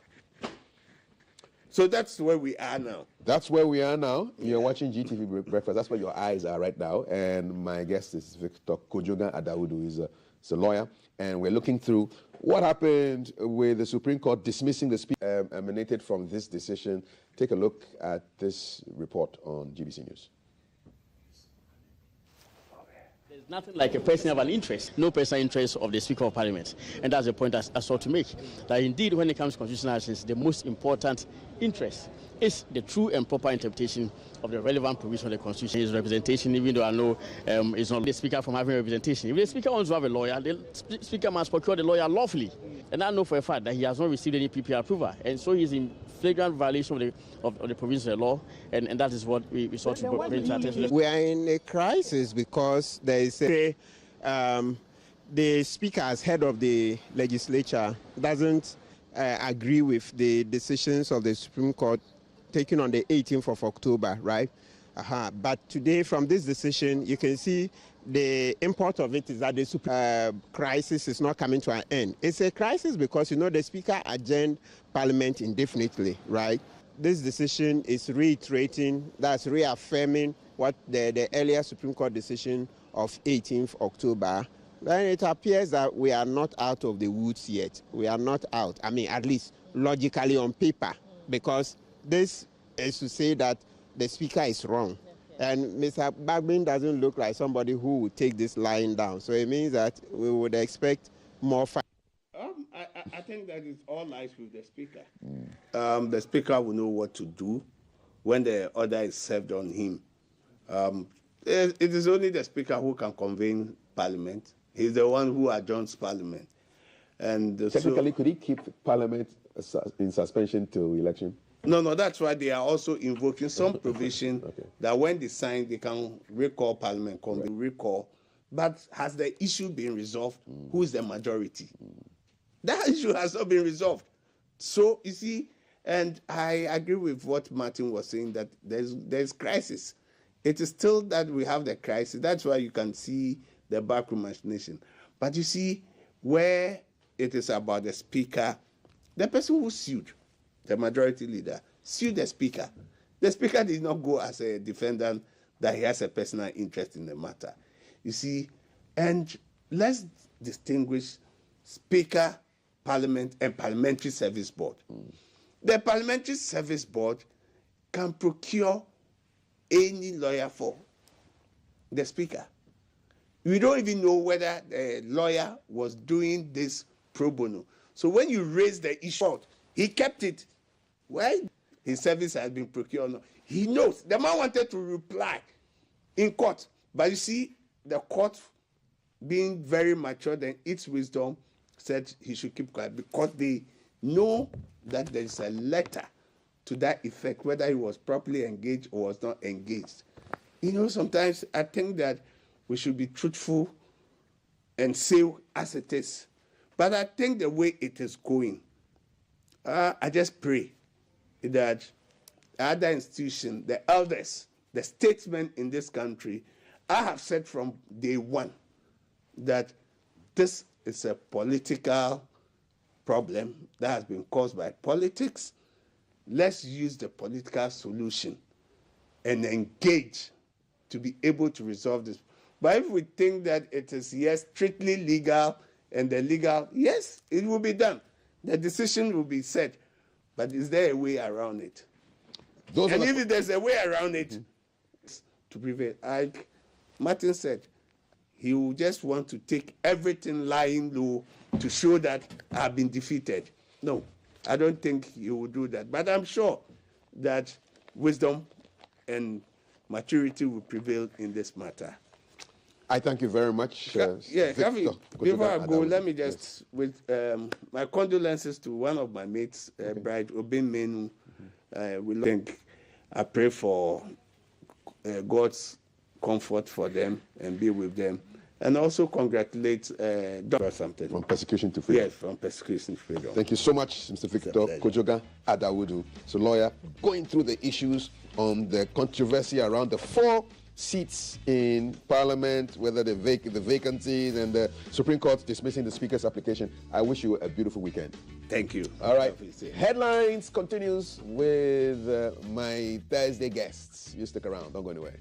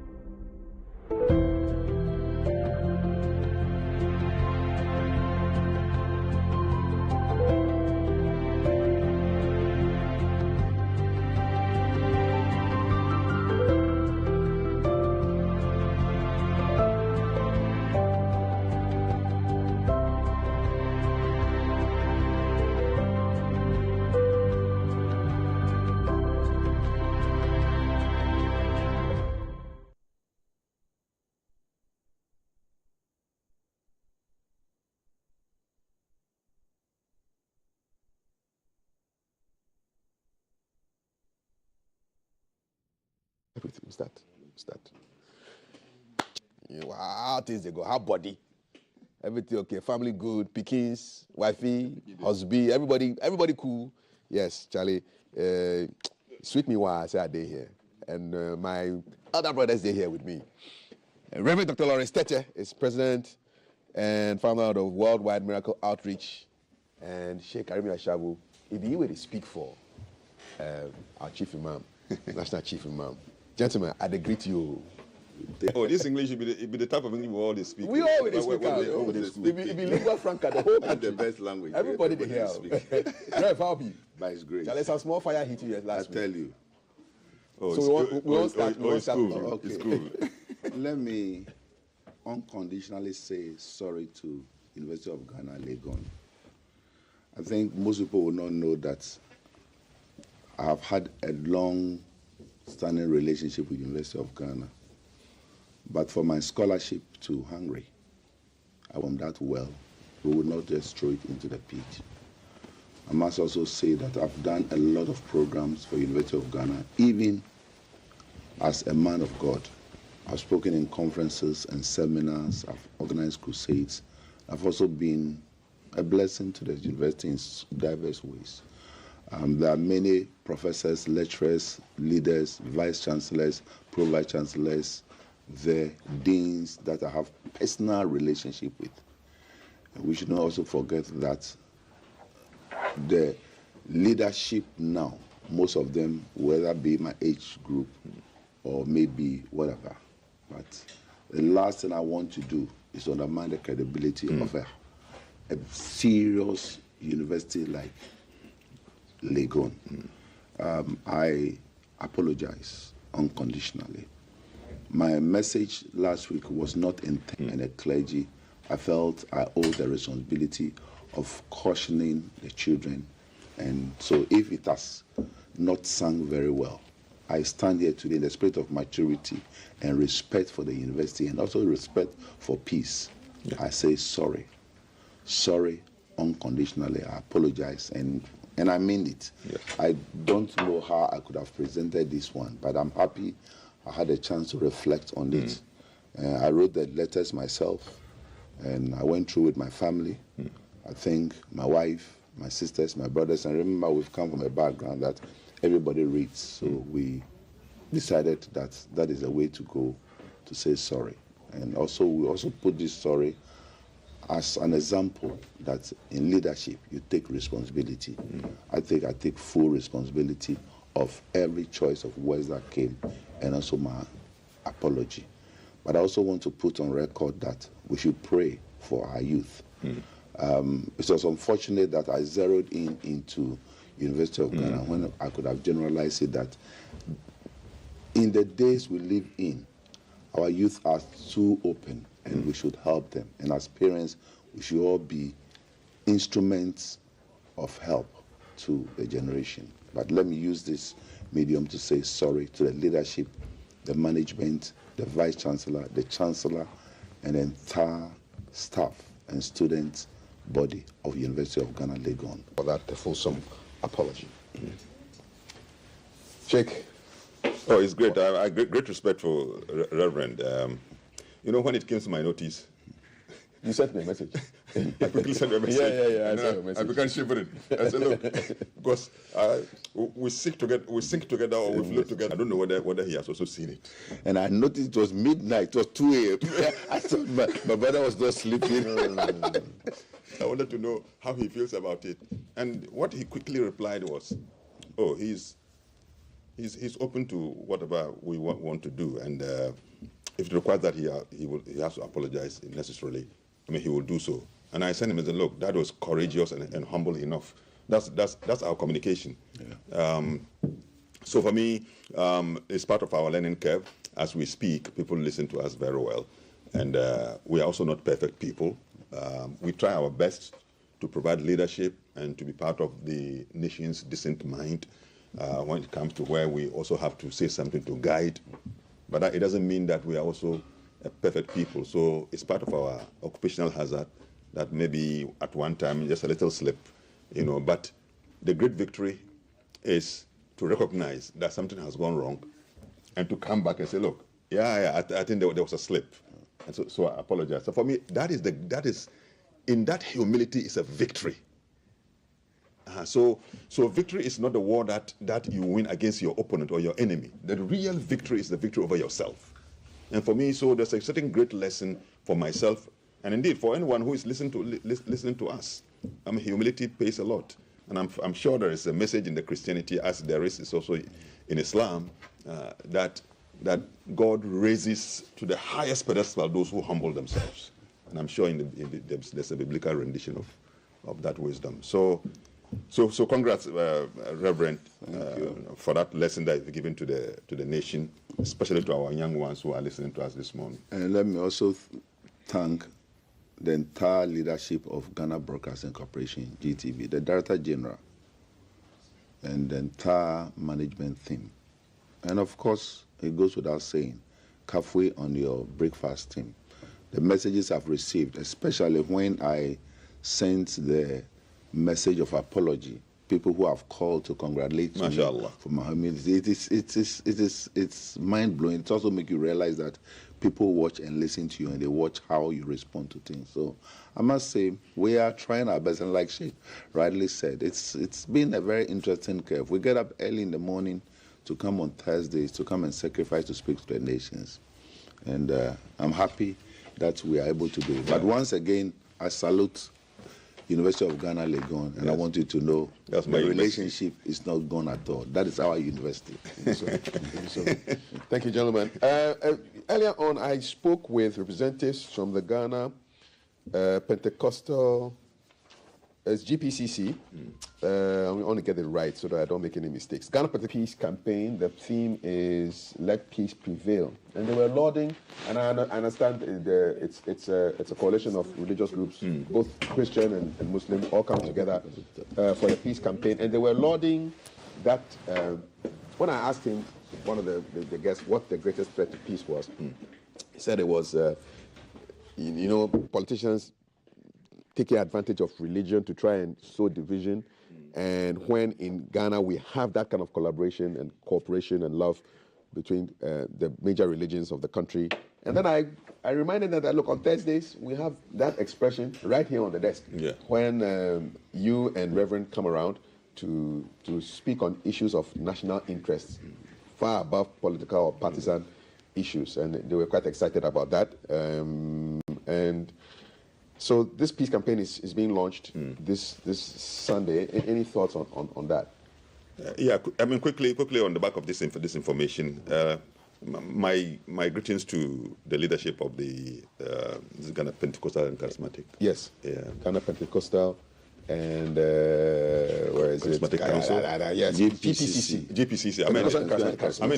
The leadership was with the chief imam yesterday. Yes. I arranged for, but he came to officially announced to him that this campaign was going to take place, and also to, seek his blessing and request if his age and his body will allow him, and he will be very grateful if he could, grace the occasion with his presence. And the chief imam was excited about that. So for me, I think we have we've done well as religion, that we have not allowed. Of course, there are those who have done their own thing in religion for political branding. That's what they try to do, and in doing so, they try to drive a wedge. But because we have stayed together, we've not allowed that. You'll notice that even in our politics, the initial attempts to use religion to divide us did not work. Yeah. And this Afrobarometer survey just proved it. Yes. That the thing people, according to their survey, yes, the thing people are looking for, top of the list is honesty. So character. Yes. They're looking for people's honesty, their character. Yeah. Issues of religion, and they're all way back down. So, and even gifts, people giving money to try and get votes. That's not what the electorate is looking at. They're looking at what kind of person are you to lead the country. So sometimes when you see them targeting you, sometimes it is because, on principle, if you refused to be manipulated by them, then they can target you in a way also to silence you. But when they try and it doesn't work, they keep silent. So for me, congratulations to all the religious leaders, I mean, who are very, very decent, who have conducted themselves very well, trying to maintain our collaboration, our interfaith solidarity, and dealing with our issues through dialogue and through our efforts. Really, really, our interfaith harmony has helped in stabilizing this country. I mean, seriously. Yes. And I think it's something that we would want to, and I want to caution religious leaders, indeed, to refuse being used for political branding. Whether it's the chief imam, whether it's the chairman of the Pentecostal Council, whether it's the chairman of the Christian Council, whether it's my brother here with this worldwide, I mean, church without borders, I mean, as we find in the world, people using his popularity, for example, or his reputation, for political branding, and he doesn't give that chance. But that he also works with all the parties, both NDC, MPP, and all those things are all our friends. But what we are saying is that we refuse any adhesion. We want to remain above it, that when the country is breaking up, it is still to these religious people that we can all rush to and say, look, something is happening. Can you come and talk and help us maintain the peace and unity of our country? So that campaign is something has the chief imam's approval. I'm personally committed to it. If Olman doesn't go, I will go. And in fact, I have requested that we get some Muslim leaders also, I mean, to show up. Yeah, he said it on the show. And for me, I'm interested about that, to show that diversity. Exactly. But that also the harmony behind that diversity. That's why I always like to see Reverend this scholar. Yeah. I don't want us to appear like we are ordinary. and this color really is being used by the Church of England. Very good. The purple. You see, so when even from far away, when you say, oh, this one is a Christian clergyman, this is a Muslim. But behind that diversity is the harmony that has held us together. And for me, that is the most important thing. Right. Sandy, are you down?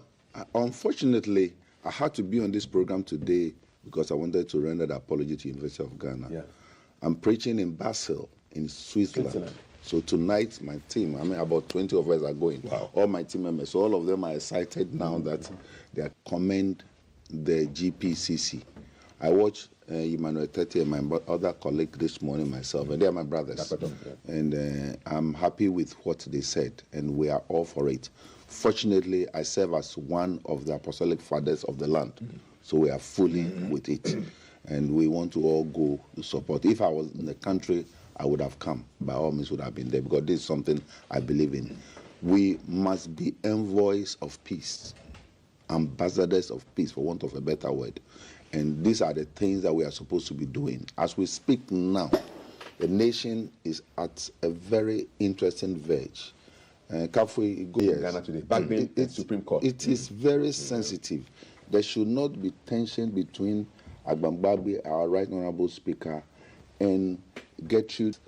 We, the clergy, and our kings, our chiefs, the likes of Otumfuo and the king of the Volta region and some of the big leaders, Gamanche, and all of us can come together to even speak to them behind the scene. I think it's about time we get into some dialogue.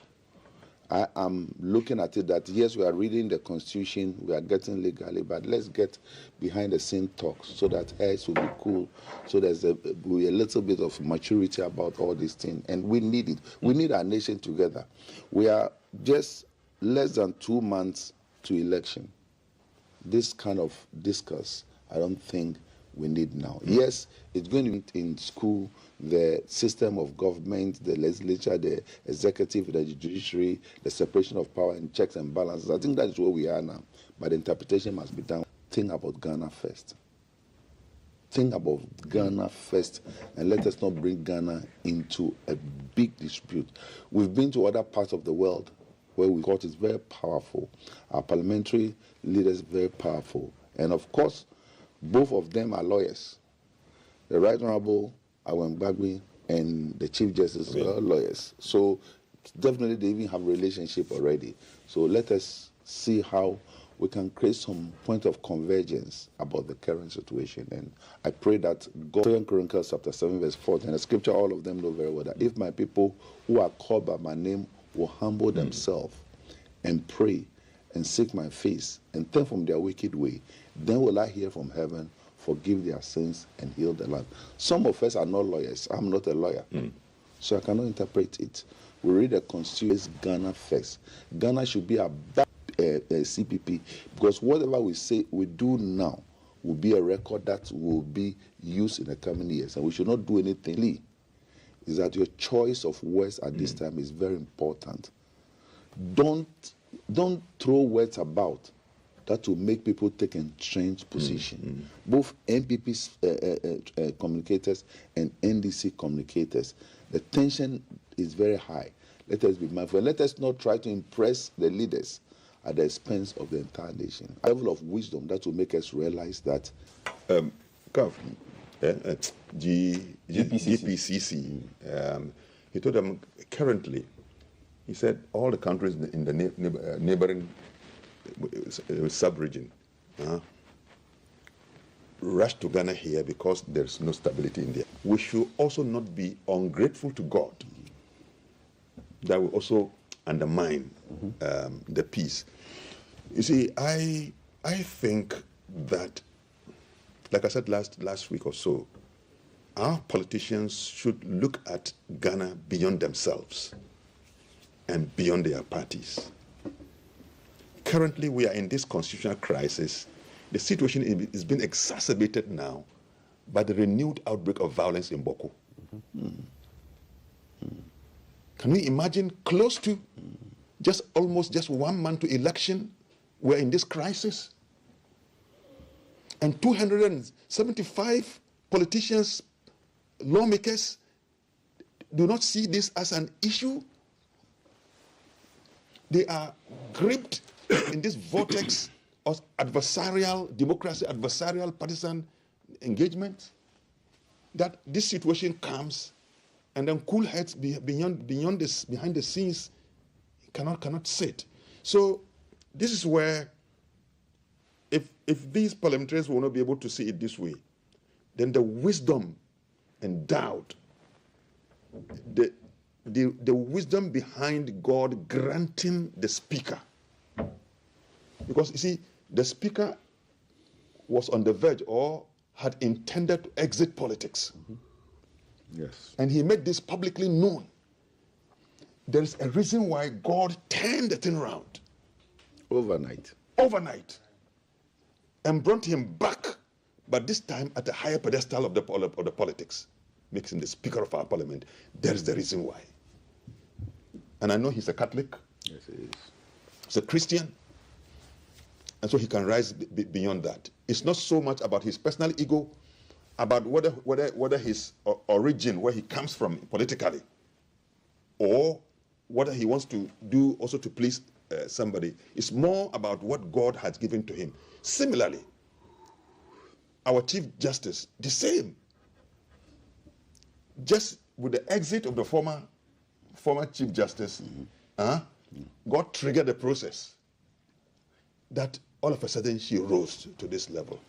And also she's also a Christian. I hear she's a lay preacher. ICGC. Yeah, a lay preacher. She goes to ICGC. You know, so coming from this religious background, she's humbled them. And I like the point you make that, look, sometimes behind the scene we use phone calls.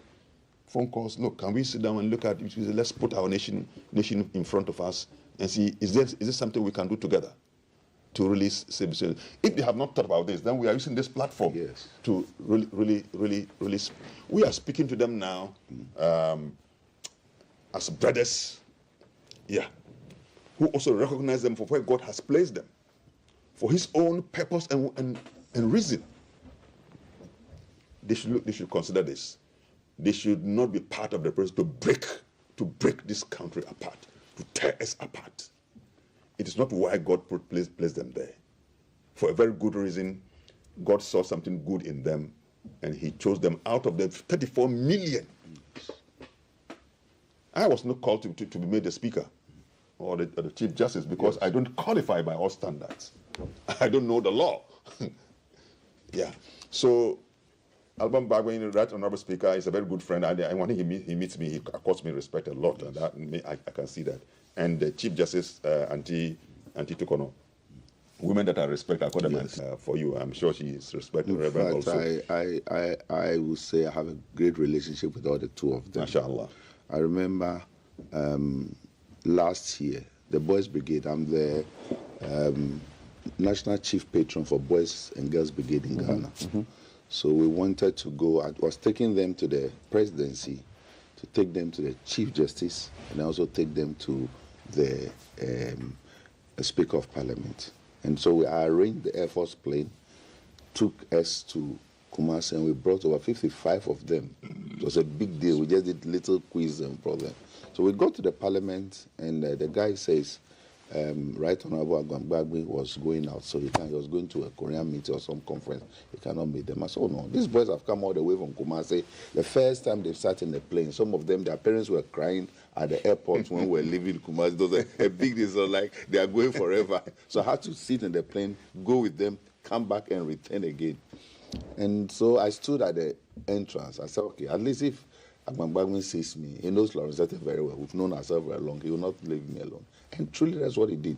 His motorcade that started when he saw me, he stopped.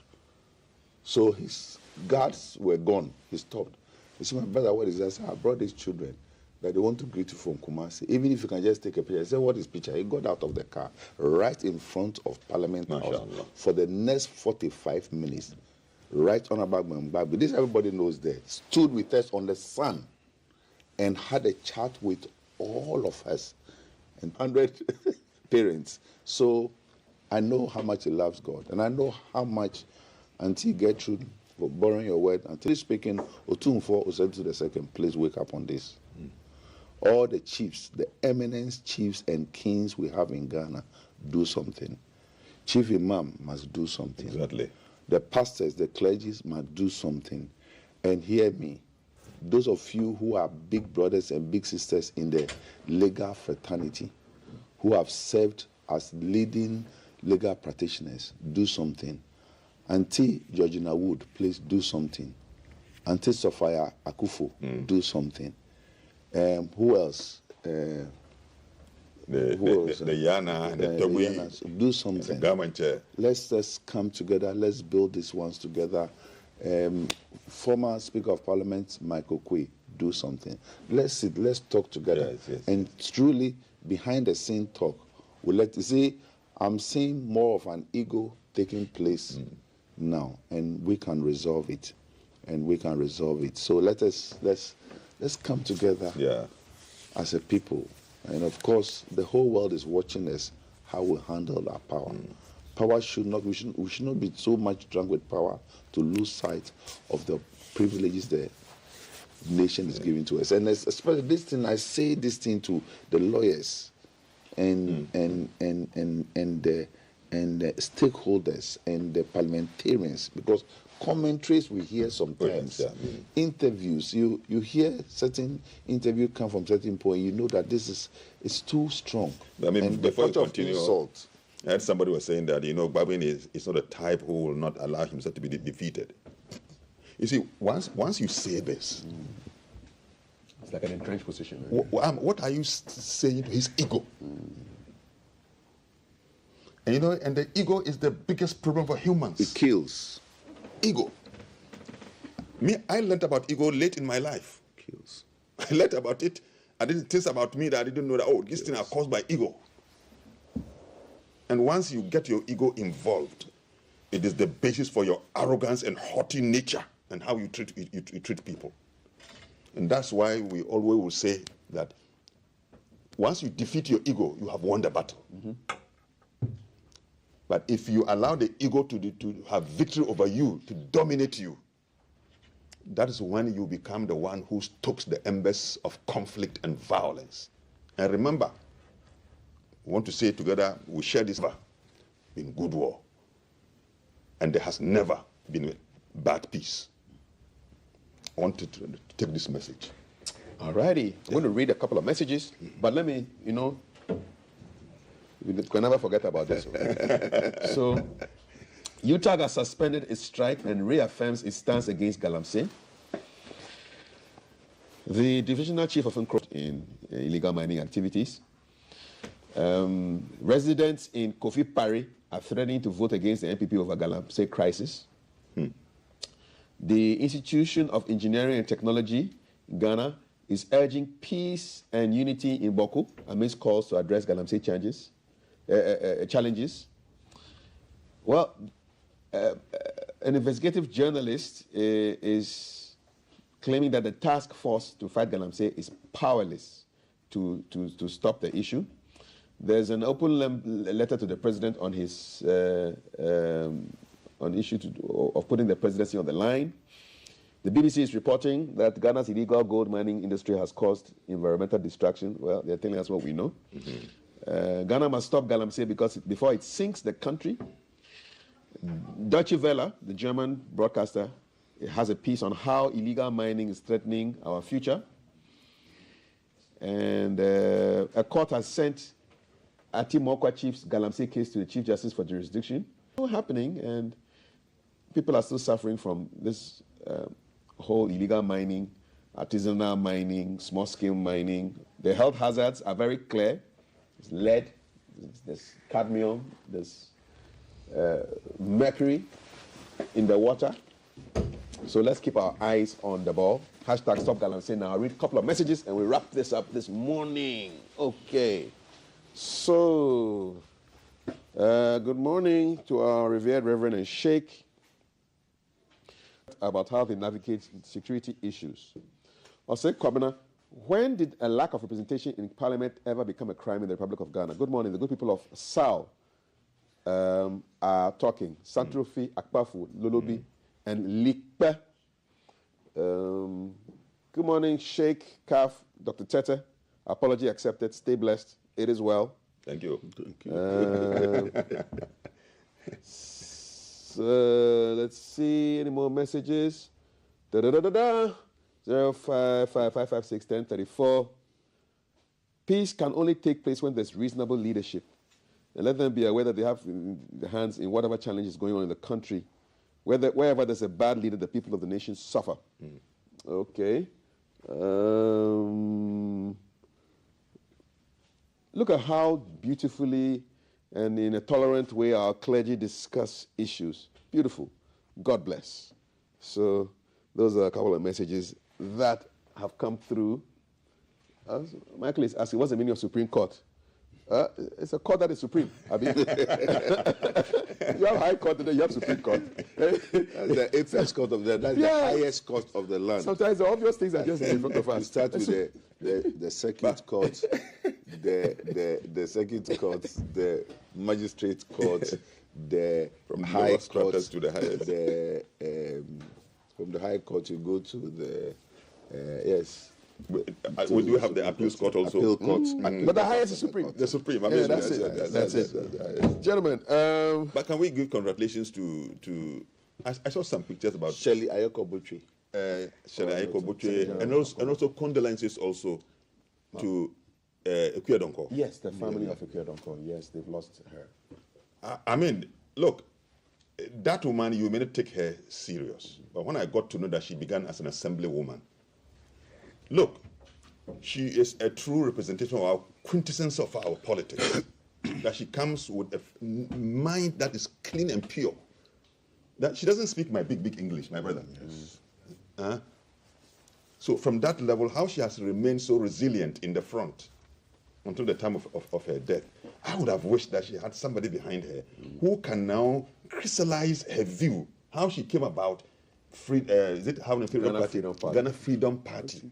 What is her motivation? What does she envisage for Ghana? And I think that if it has some children, they should find a way to put this in together and let's see whether somebody can still maintain crystallize the vision. Her legacy.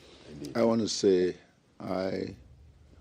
to say a very big congratulations to Honorable Shelley Ayoko Butchie. Yes.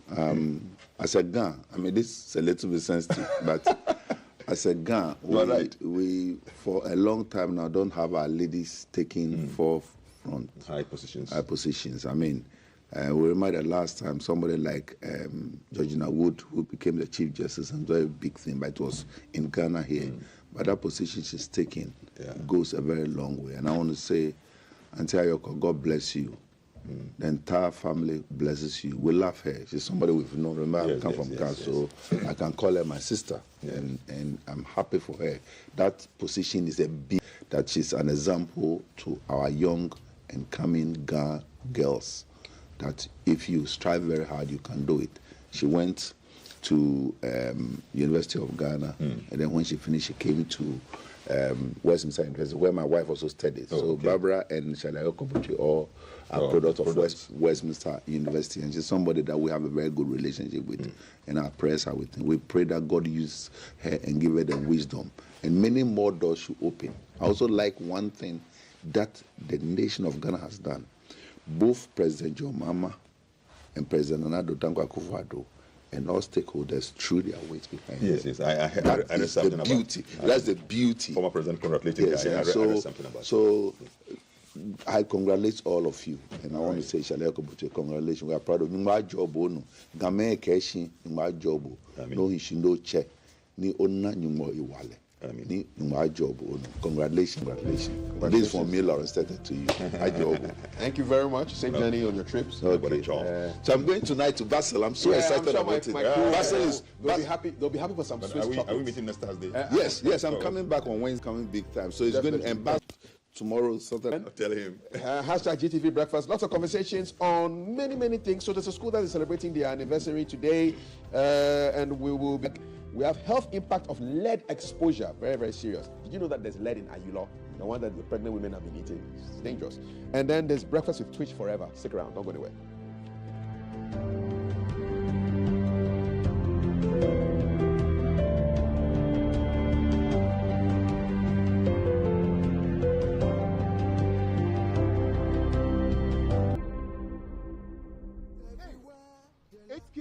Hey, wait.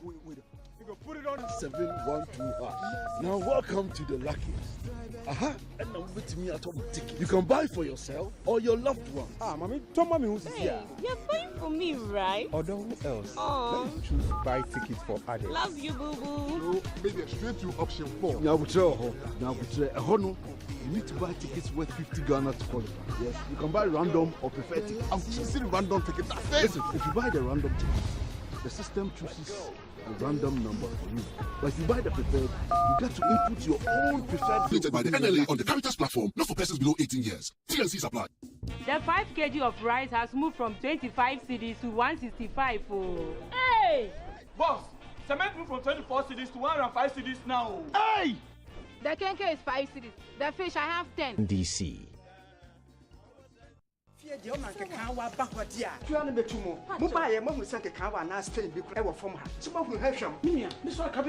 Buying 20 disinfectant, buying stain remover, and so on. You were buying liquid soap, buying zone power bleach. And the keke home be brave. What's a fifth? I was so use 0243 10. So yes. Abraham Chesson. More from Tuna Man. Mammy from the Dupia, one man, I saw in the autumn. That I need to pump in your beauty. Yeah, maybe I could say you man, I'd make a day. See, you were from Tinuma Okada, I could father free as a chest in the back. Normally, I had a sit. To my death, my best says, no matter what you school. It's my bad. Now, sometimes you prefer society by school, but you are a day. Maybe sometimes most of the mammy radity. I feel so maybe able to me, she may school, you just go for simple. My Gary sugar na mirror na di put your day when you be at our school. Now, a table to school fees account. I'm the Biamakada father one bar, the obey president, and a dollar free success, not agility. None of me, I could pardon no bad or above what hand. You can't cut to work, seeing my manager at all pennyable. One may have said, yeah, papa crying, there will be a man you so. Yen quiet see our school. Neighbor SHS, Epobai. Etituaba. Emma Dr. Mahmoud Baumia, where you're number 1 with Bala Pepaneso. Oh yes, it's back. The grand finale of the Intermines First Aid and Safety Competition is here. The Ghana Chamber of Mines, in collaboration with the Minos Commission and St. John Ambulance Service, proudly present the 2024 grand finale of this prestigious event. 4 top mining companies will battle it out for the ultimate prize, bragging rights, and the prestigious title of the National Intermines First Aid and Safety Champions. Will it be Golden Star Wasa Limited, Anglo Gold Ashanti Eduapre Mine, Perseus Mining Ghana Limited, or Asante Gold Sharn. Witness the thrills, excitement, and fierce competition as these 4 mines strive for victory. The National Intermines First Aid and Safety Competition.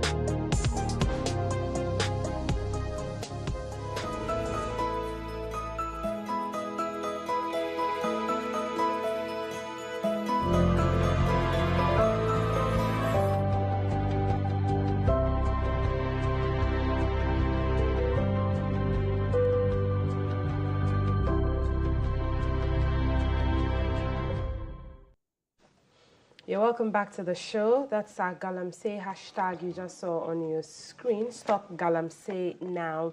And from the headlines all about the Supreme Court, what's happening in Parliament, we are breaking it down into a much softer conversation. You know, when there's women, you understand that the conversation will be soft, but it's also going to be a corporate conversation. This morning, the ladies in various corporate institutions have doing this to promote and advance the cause of women in the various corporate organizations. We want to find out what's the rationale behind it. What has before that our WhatsApp number. Alternatively, we're streaming live on GTV Ghana on Facebook. And the ladies I have with me today to do the talking for the corporate ladies, from my far left is Lady Vivian A. Mante. She's the president of the VRA Ladies, Kosombo branch, assistant organizer for COLA. Good morning, lady. Welcome to the show. And to ladies' right, our lady in the middle is Mame Efwa Clark, president of the Reverend Dr. Eunice Ejako Menta is rather in the middle. She's the president of Atomic Energy Co-opted member of COLAC. So I did your introduction already. Lady Mame, with you from my immediate left, Lady Mame Efwa Clark, because I want to know the history of COLAC. Thank you. Good morning to your viewers. And we wish to go through these trying times. Well, to COLAC. COLAC was a vision that emerged when the late Madam Jane Cole of blessed memory, she was the founder of GBC Ladies Club, together with the immediate past president of GBC Club, Madame Gloria Lai. They had the vision to have a mother club that would oversee all the women associations in Ghana. So upon discussion with Miss Bruce, Michelle Bruce of Ghana, Bank of Ghana president, she was the president at that time. Okay. She's on retirement now. Right. So together with her and myself, we gave her our support. So with few meetings here and there, we started the meeting at Madame Jane Cole's house with a few of the club presidents, Belinda Nimako of Tor, and a few others, Sabina, Coco Board. We had some few meetings. Alongside 2019, Madame Jane Cole passed. When she passed, we halted the association for a while. So we had another president who was Madame Lucia Kwachi. And she took the association to a club level. But that wasn't the main vision we had. So it made us go back and forth. But finally in 2020, we went back to where we wanted to be. That's having the mother association that will oversee all the institutional ladies association in Ghana. Right. So that's a brief history. Yes. Thank you. Let me come to Lady Reverend now for the vision of COLAC, since Madame mentioned it already. What is the vision of COLAC? Thank you so much. I also want to acknowledge your viewers. Thank you for being here with us. And I also want to appreciate a few people who helped us. We want to use this opportunity to thank the Director General of GBC, Professor Amin Al-Hassan, the board and the management of GBC for giving us this opportunity. Also, we want to appreciate the support of Her Excellency, the former First Lady of the Fourth Republic, Nana Konadu Agyeman Rawlings, for her support for us throughout up till now. Right. For having confidence in COLAC and supporting us till now. We also want to thank our patron, Reverend Professor Paul Frimpong Manson, Right. Mrs. Amasewa Nikuitete, Judith Jokoto Lomo, for their immense support in helping us up till now. Okay. And we also want to appreciate all sponsors and lady organizations during the inauguration. We want to say love. Lastly, we want to express our congratulations to Honorable Shelley Ayokobuche, that the good Lord measure. God bless you. Amen. Now to COLAC is to unite and empower institutional ladies. So if you are in any institution and you have ladies association, you are part of it. And then we want to encourage collaboration, because nobody can be in isolation. And then in doing that, we'll be able of growth that is going on. That is our mission. That is your mission and vision. Thank you, Lady Research and Association. Thank you, Madam. 21. And we are planning to go further, to come together. And so we want to build our skills and then join your skills, knowledge. And then we move. Okay. Are you taking to ensure that you are looking at doing for either the 16th of October? We'll be visiting all the board, because as 21, we'll go, and then those who don't have the ladies here, then next year we'll take it from there. Next year you take it from there. I want to know your funding sources finally. Who are your partners already, and who are you looking to bring on board? Okay, currently we have sponsors from our patron. We plan to have fundraising events. The Rev, last word from you. Because we personal development, engagement, and advocacy. It's a lady association. At the beginning, we'll liaise with best from them, and then we'll move to reach them at the door. Okay. Is there a phone number you want to put out for anyone to reach, or social? COLAC on Facebook.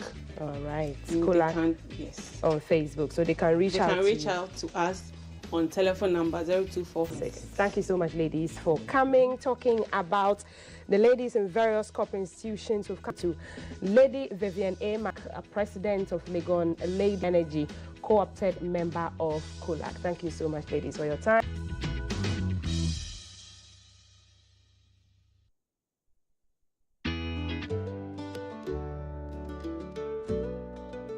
When they are all the same. Oh, me I fear about one. I brought this generation, the next generation. Now let me tell you the vision of this man. Na me adom number be president. Akola bi wo Ghana bia said the ema me ma e wa bochire. Sa ne be yamom akola bi bitwa ne ka. Bosum bia 500 Ghana cedis. See what kra and there. Upon 80 years bitwa ne ka 500 Ghana cedis. Hey, this o maye nan ya.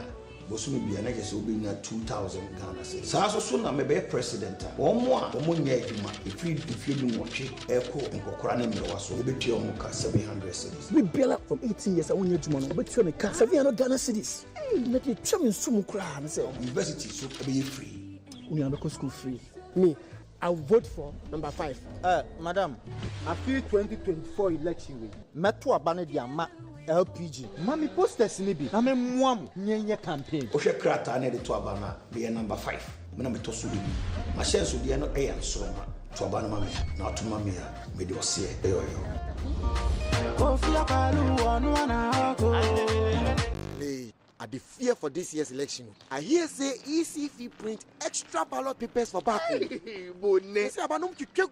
and your filler. Where did you hear all these things from? How does the EC print these ballot papers? Process na French there. My friends, what brings you here this time? Today too, we get some questions about the election. So your man come again with another hearsay. No problem at all. Let's sit outside. I wonder how they print the ballot papers. I hear say EC they print some ballot papers secretly. Let me break it down for you. Ghana is one of the few countries where the Electoral Commission prints ballot papers within the country for reading and packing of the ballot papers. Now ballot papers how can we be sure they are genuine? Ballot paper BR a serial number and polling station. It is how do we know? In fact, you been see that there is 24-hour observation. From printing to armory to polling station, everything is closely monitored. At each station, we account for every ballot. I mean, total ballots, issued ballots, unused ballots, and even spoiled ballots. There is no room. Extra one, baby. This one be serious work. But that is how we ensure that the election is as transparent as pure water. Now we know the truth. Therefore, when the ballot papers are packaged, every political party has their seal on it. Look, the process is monitored all the way. It is Frenchim. Everybody make Iredo. Nobody they sleep at all. From Green to Kankan, 24/7. The EC they work.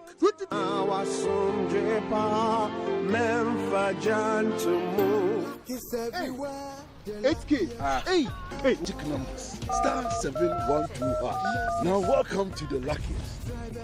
And now with me at home ticket. You can buy for yourself or your loved one. Mommy, tell mommy who's here. You're buying for me, right? Or who else? Oh. Let me choose buy tickets for others. Love you, boo boo. No, maybe straight to option 4. Now you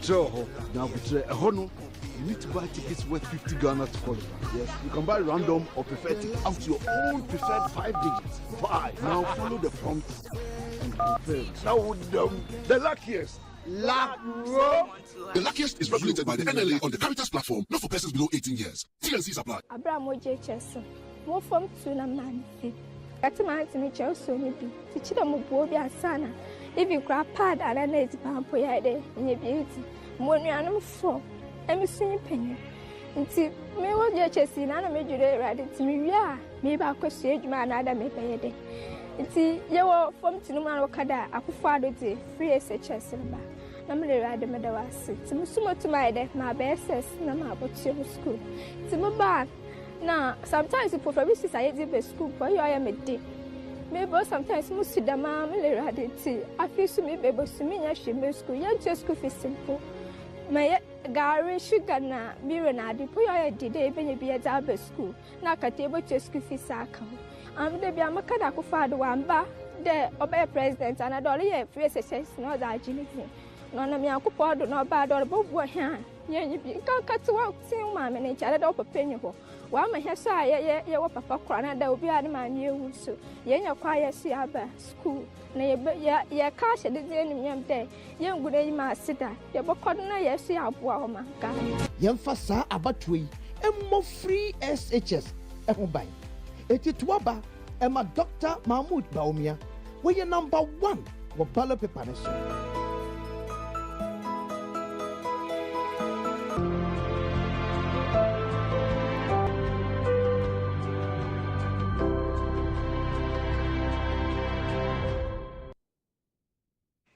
And we're back. Thank you for staying with us. It's still hashtag GTV Breakfast. Now, the Methodist Girls Senior High School, McGee's, is celebrating its 40th anniversary with a series of events highlighting the institution's journey, achievements, and impact on students and school chaplain. Good morning, ma'am. You're welcome. Thank you. Yeah. And seated right next to her is Daniela Oswa Impia, who is the protocol prefect of the school. Hi, how are you doing this morning? Fine, thank you. Yes. And last but definitely not the least is the headmistress, Winifred Sable Arthur. Good morning, ma'am, and welcome once again. Good morning. Yeah, good morning to you. Thanks for having us. Yeah, so welcome to you all once again. Yes, Thank so Madam Winifred, as the school chalks this milestone, 40 years, what are some of the notable achievements the school has had over the years? Thank you very much for the question. Methodist Girls High School started off as a private school. It changed to a government school, then to a Methodist school, which became the mission school, and finally to a girls' mission school. And everything about this journey has been unique. Training of girls automatically gives whoever is the leader a chance to make the girls shine forth. because in our society, we think that the girls' place originally used to be the kitchen. But we in Megis have done so many things, notable countrywide and international renewable energy challenge winners for 2 times. We are good at cadets.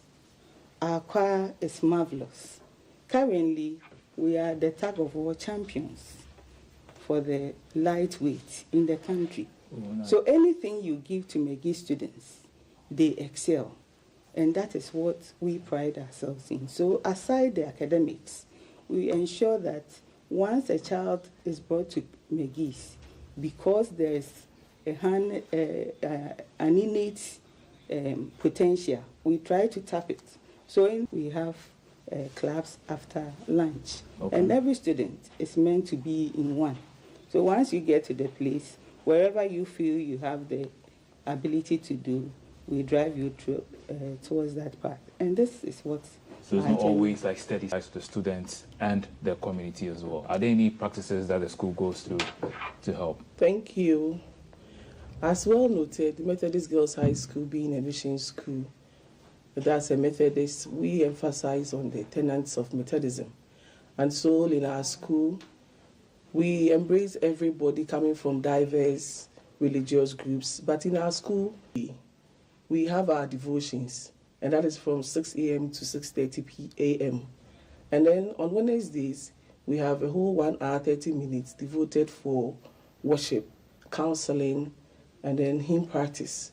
Then on Thursdays and Fridays, students will meet in their forms with their form masters, so we call it the form room time. Then on Fridays, we have the house cell time, so that students will have time with their house mistresses, giving them the word of God, and also discuss issues pertaining to the house. Okay. Then on Sundays, we have the normal divine services. But on every last Sunday of the month, we have communion services. Just as we take these girls in, we know that some of them also come in with certain character and other things. Our spiritual life and our religious activities is geared towards building their character, so that even as they move out of the school with academic excellence, they'll be able to fit also into the society with good moral values. All right. So, Daniela, for you, what makes... It's not one of the best schools to me. It is the best school in Ghana. I stand corrected. Platform for our development, for our transformation, as the mission and vision of the school says, to transform the girl child to be women of dignity, integrity, honesty, dedicated to every aspect of our lives that we find ourselves in, and we are glad. Oh, wow. I'm also glad. You've spoken really, really well. So now let's dive into the 40th anniversary celebrations. When is it happening? What should we be expecting? Give us the details. Okay. So come Saturday, 2nd of November, it will be the grand deba of our 40th anniversary. In fact, the whole week has been full of activities. We started with the aerobics. We have done, as we are speaking, the school is organizing cooking competitions for teachers and then students alike.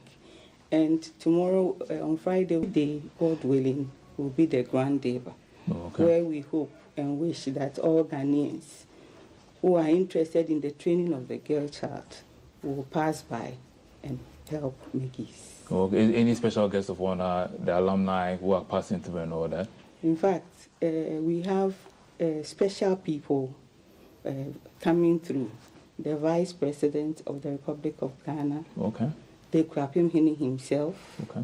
We have the Minister of Education, the Deputy Minister of Education, GES Director General.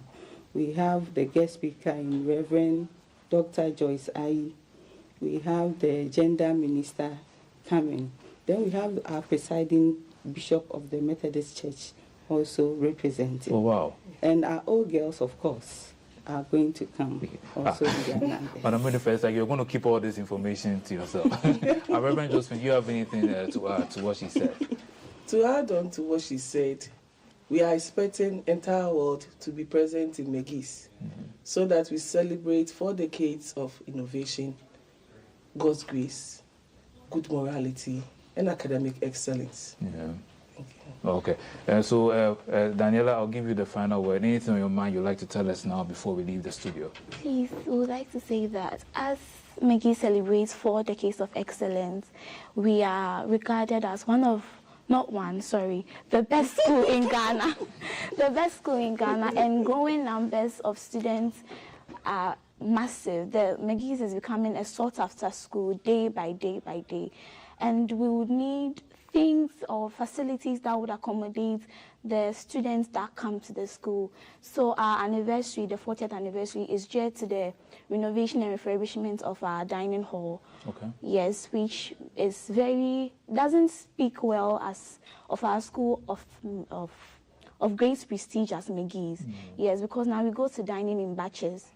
It can't accommodate us all, yes. So for the refurbishment of the dining hall and then accomplishment of more accommodation and facilities to be able to contain the numbers of students. Did your mom also attend the school? Did she also attend Methodist? No, please, she didn't. Anyway, she sent some shout-outs. And you're making her proud this morning.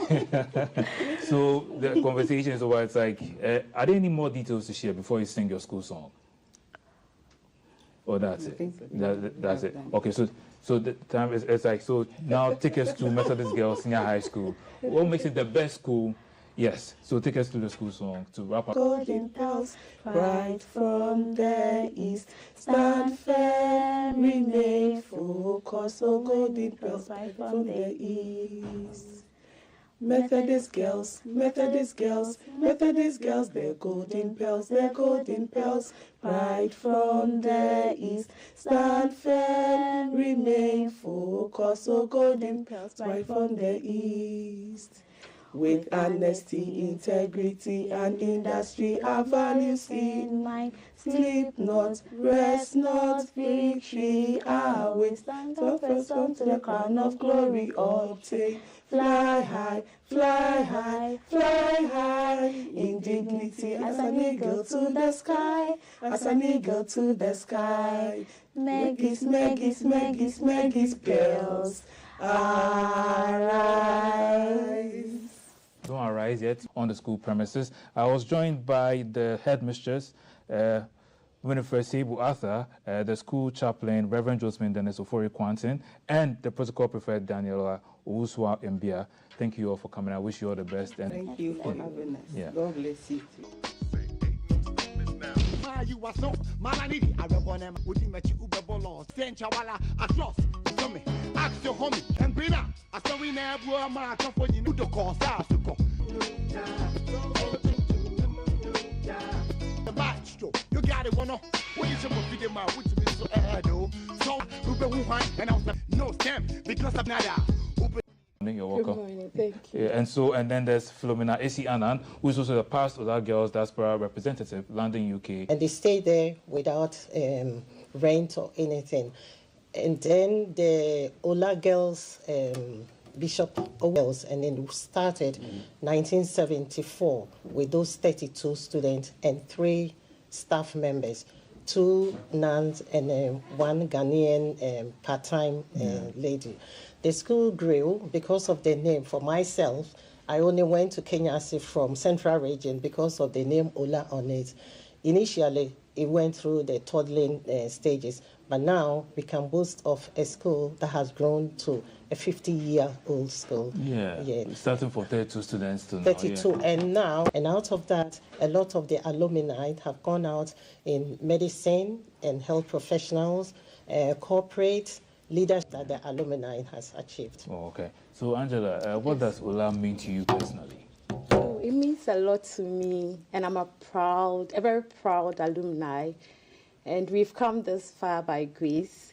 And like Auntie Philo said, the school has chalked a lot of feats, and as alumni, we took it upon ourselves as a 50th year project to commission an entrance project. A new entrance for the school. Okay. Yes, so that is our aim, and hopefully come Friday, we'll commission it. That's tomorrow? Yes, please. Wait, so previously, how were people entering the school? Oh, it was a normal gate, and come. So the alumni watching us, come and see what you've done. Yeah. So aside the gates, the entrance that you're doing, are there any peculiar challenges that the school is facing that you want to draw awareness on? Yes, so yes, the alumni and the public council come in. So currently the school doesn't have a residence for the house mistress. This is because we've been privileged to have sisters, reverend sisters running the school. So there's a convent on campus. The person won't have an accommodation on campus. No matter who are listening to us now, that is our focus for the school. Yeah, so that's a major challenge. Yeah. That's a major. Oh, okay. Yeah. I saw an image earlier. Is that the plan for the new entrance? Yes. Yes, that's what we have. Oh, okay. Yeah. But I see diaspora linked to both of your names and everything. Briefly, what's with that? Is it because you are located abroad, or there's an Ola branch abroad? So she is for the UK chapter of our alumni. Yes. That helps to clear things up. Yes. So okay. We have people in the diaspora who, for very good reasons, can't come for the climax of our 50th anniversary, which is on Saturday, 2nd November. So we are liaising to get the diaspora to know what we are about. Oh, okay. Yeah. So Auntie Philo, it's 50 years. What are some of the activities the school has taken to, in order to celebrate this achievement? And then leading up to the climax. We've invited a lot of dignitaries that are coming. Unfortunately, we called the vice president, but the person of Mr. Ignatius Bafuewa. And then we have the Odineho, Dadie Kon, Nanensia Bebio. We have the Kenya's #1, Nanose Kofi Abiri, who is also the traditional leader for Kenya's #1 area. And then we have Honorable Dr. Yao Oseye Duchum, Minister for Education, also coming. And then we have Dr. Eric Nkansa, Director, the Catholic Bishop of Goso. And being a Catholic school, that is a spiritual leader for us as well. And the theme for education, repositioning Ola Girls. When we talk about 21st century, what are some of the things that we have in mind? We have innovation, inclusiveness. Let Angie brief you on some of that. Okay, Angie. Thank you very much. So the activity started from Monday, which was all in Kenya by the school. But we are here as an alumni, so I'll speak to what the alumni intends to do. We are going back tomorrow, 1st November, to Kenya. And when we get there, we'll interact with the students. We'll have by the fireside with them, where we'll tell them about our past, our present, and our future as alumni. Then on Saturday, 2nd November, we climb our Thanksgiving service still in the school, after which we all depart to our various places in style. Why are you stressing on that one like that? Because it's very necessary. We'll definitely leave. We won't sleep there.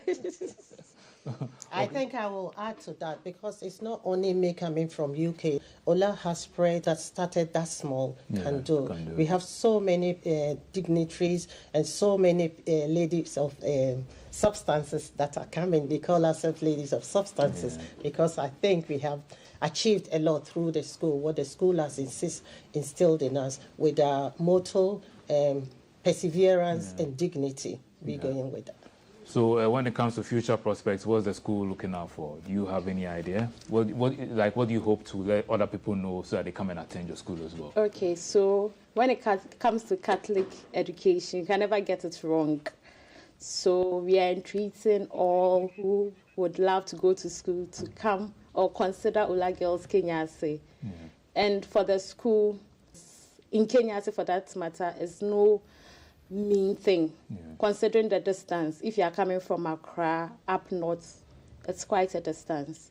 But it's all about endurance. And when you endure, you persevere, and you become dignified. All right, thank you. Thank you so much, Angie. And Philo, I'll give you the final word in about 30 seconds. Wrap up this entire conversation for us. What would you like to say before we go?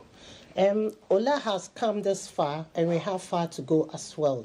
And it's not only dwelling on academic prowess, we also having a holistic looking at a young lady that entered the school and then goes out as a full substance woman with moral and dignity and with all-round appearance for ready to face the world out there, because the world is ever changing, and Ola needs to change to be up to date with that competition out there, so that we're preparing our girls to be able to face whatever they go out there to meet. Yeah, and there's a lot out there, and Ola will prepare you for that. Thank you so much, ladies, for joining me this morning. IMAX is this Saturday and the Thanksgiving service on Sunday. So thank you, ladies, once again.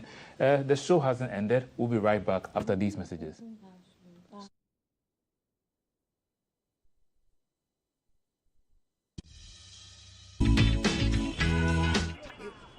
This year's election, dear, I want my candidate to be number 1 on the ballot paper. When no one will tell. Minia, in a dream or what? Everyone knows the number 1 spot is reserved for EC's favorite candidate. Number 1. Hey, my people again. Tell me, what would you like to know? Abego, how then they position the candidates for the ballot paper stop? We were just discussing how the EC chooses who gets the number 1 spot on the ballot paper. EC chooses? Yes, Hadiana, it's not fine. My brother, don't they ballot to decide the order in which candidates will pick in the final ballot? Oh, that kind. Then in that order, they pick again to determine their position on the ballot paper. Really? What is here? The The process is very transparent. The Electoral Commission does not have a favorite candidate. Hey, America, one more say, they don't have a horse in the race. And so they do not manipulate the balloting process. It is not fixed at all.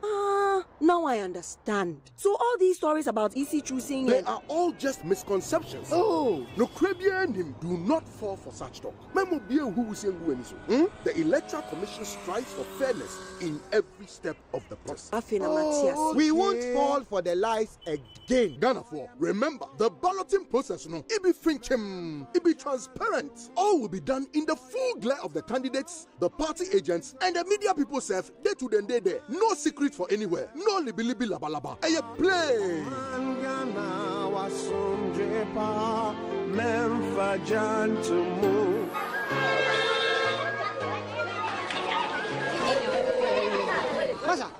Reacts, when you have a trobia, Hey, bra, me say, care plus I'm a better sweet, and one I'm in fear for you so. And I'm Santi more, more be enemy fear. Me banaka care plus in here. Me say, come and how. Now, next time, Jenna, bra, me see me cheer, some care plus me, no, and I'm about to swear, me say, you know, you go feel. Also, to our coffee. When you're in time. Oh, I care for you. I have friend. Oh, I care plus for you, eh? Dana better. Minia. Make campo care plus mosquito spray at the channel make campo the quail answer the mouth way 80 minutes killing me softly. Leave the room for 15 minutes after spraying and don't sleep in the room with the burning coil. FDA AJ crack to yatu. Anna, I fear about to you. One hour to Abamano. Abatavia, Asama Bisa, Snip from Haman Nabaya, like a white beam. A blast will say, or see a sim. Let him must see him. Not am papa. Hey, Anna. Now why you want a computer by Yassi? Ubaka isn't it to happen? Abapa. Mitzi, a will. Some December. From a card, a police station. Bidding work test sure. I am the Caribbean Nimu. Number 9 box in the moon. Hey. Nama should be between yellow one. Namedy, they will quite a done and shine. I a bench in Yandro. Nami we are. A pem from Mutsi. The crater macabre boom in Timu. Then we must say a boom. Let me rear me the crochet on my penny. At the cabin. Hey, Gamma, why are you?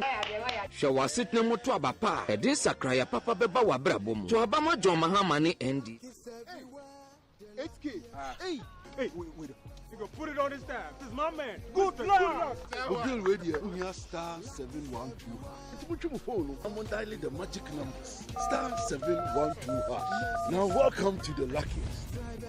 And now with me at home ticket. You can buy for yourself or your loved one. Mommy, tell mommy who's here. You're buying for me, right? Or who else? Oh. Let's choose buy tickets for adults. Love you, boo boo. No, maybe straight to option 4. You need to buy tickets worth 50 Ghana to qualify. Yes, you can buy random or prefer tickets. I'm choosing random tickets. Listen, if you buy the random ticket, the system chooses a random number for you.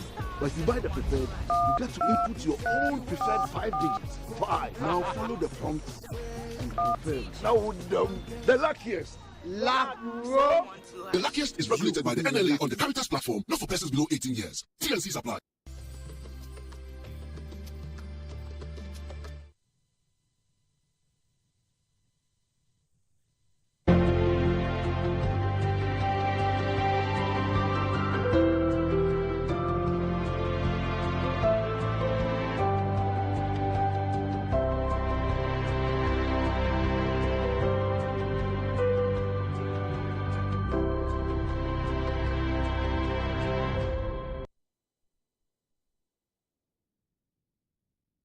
The World. I am a Women in Health show.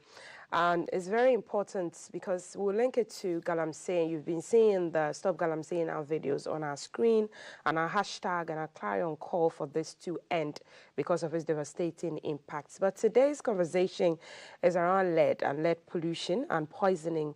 There are critical challenges facing public health in Ghana, and with far-reaching consequences for communities. And in response, Pure Earth Ghana, they are under the auspices of the Ministry of Environment, Science and Technology, and they're convening a national dialogue to set proactive agenda. And this initiative will bring together key stakeholders to address the root causes of lead exposure and its impact, especially on vulnerable populations. And to do as the honors this morning, from my far left is Blessing Enyunam Bagdago. She's a technical project officer for Pure Earth. I hope I got the name right. Yeah. Welcome to the show, Enyunam. Thank you very much. Reverend Dr. Esmond Wisdom Kwanzaa is country director for Pure Earth. Welcome. Thank you Reverend very much Esmond. for having us. Good to have you again. You're like partners on the show because you've been here before, like a year ago. Right. Let me start with you, Esmond. Right. What has changed in your findings with all the work that you do on the grounds? Right. Thank you very much, Saida, once again for having us. GBC has been our partner, and I would like to commend them for the opportunity to always engage and use your platform to shed light on the issues of lead pollution and poisoning. So Pure Earth has been, since the last time we met here, we've done a lot more work. We believe in using evidence from data gathered to shape policy directions. We've done a lot of work. A lot of studies have come up showing the pervasive nature of lead poisoning and pollution in Ghana in general. And as part of our 25th anniversary, Pure Earth has been in existence for the last 25 years. Wow, and as part of our anniversary, we're proposing a national dialogue that will bring key stakeholders with the team Pure Earth at 25 uniting for lead-free Ghana. We'll bring a lot of people together, the agencies that matters, to address these issues once and for all. As a nation, I think we are on a path that if we don't take care, the lives of our children would be at risk. Right. I'll come back to you on education and how it's going down with the people. And what does this national dialogue, seek to address and expose to the public? All right. Thank you. Lead poisoning in Ghana. We know that we've been trying to, get the word out there, but then you still get to people who haven't still heard about lead poisoning in Ghana. So this seeks to enhance our awareness creation in this space. We're also seeking to foster collaboration with the various stakeholders across this situation. And also at the end of the day, we are looking forward to come up with policy recommendation that will forge a future ahead, which will be a lead-free future for us. Definitely. I'll come back to you on who your partners will be at the national dialogue. But earlier on, we're talking about what you've been doing in the past weeks. Tell us about that. What have you been doing on the grounds? All right. So for some time now, lead poisoning are in our resources. And then when we talk about the industry sources, we are talking about the used lead acid battery recycling facilities. Some are done in an uncontrolled or informal manner. And then this leads to the introduction of lead into our environment. And then also we are carrying out extensive study when it comes to the sources we have identified, we are seeking to carry out an extensive study to, uncover the root cause of where this lead is introduced in the cookware chain, value chain, and as well as the food chain as well. Yeah. Great. Esmond, I was talking about galamsey early on and the link to lead poisoning as well. Right. Thank you very much. So, under the funding of the UK government, we are doing mercury impact assessment in the mining areas. We're focusing on 4 regions: Ashanti, Western, collaboration with EPA. The idea is to establish the impact of these heavy metals in the food chain, for example.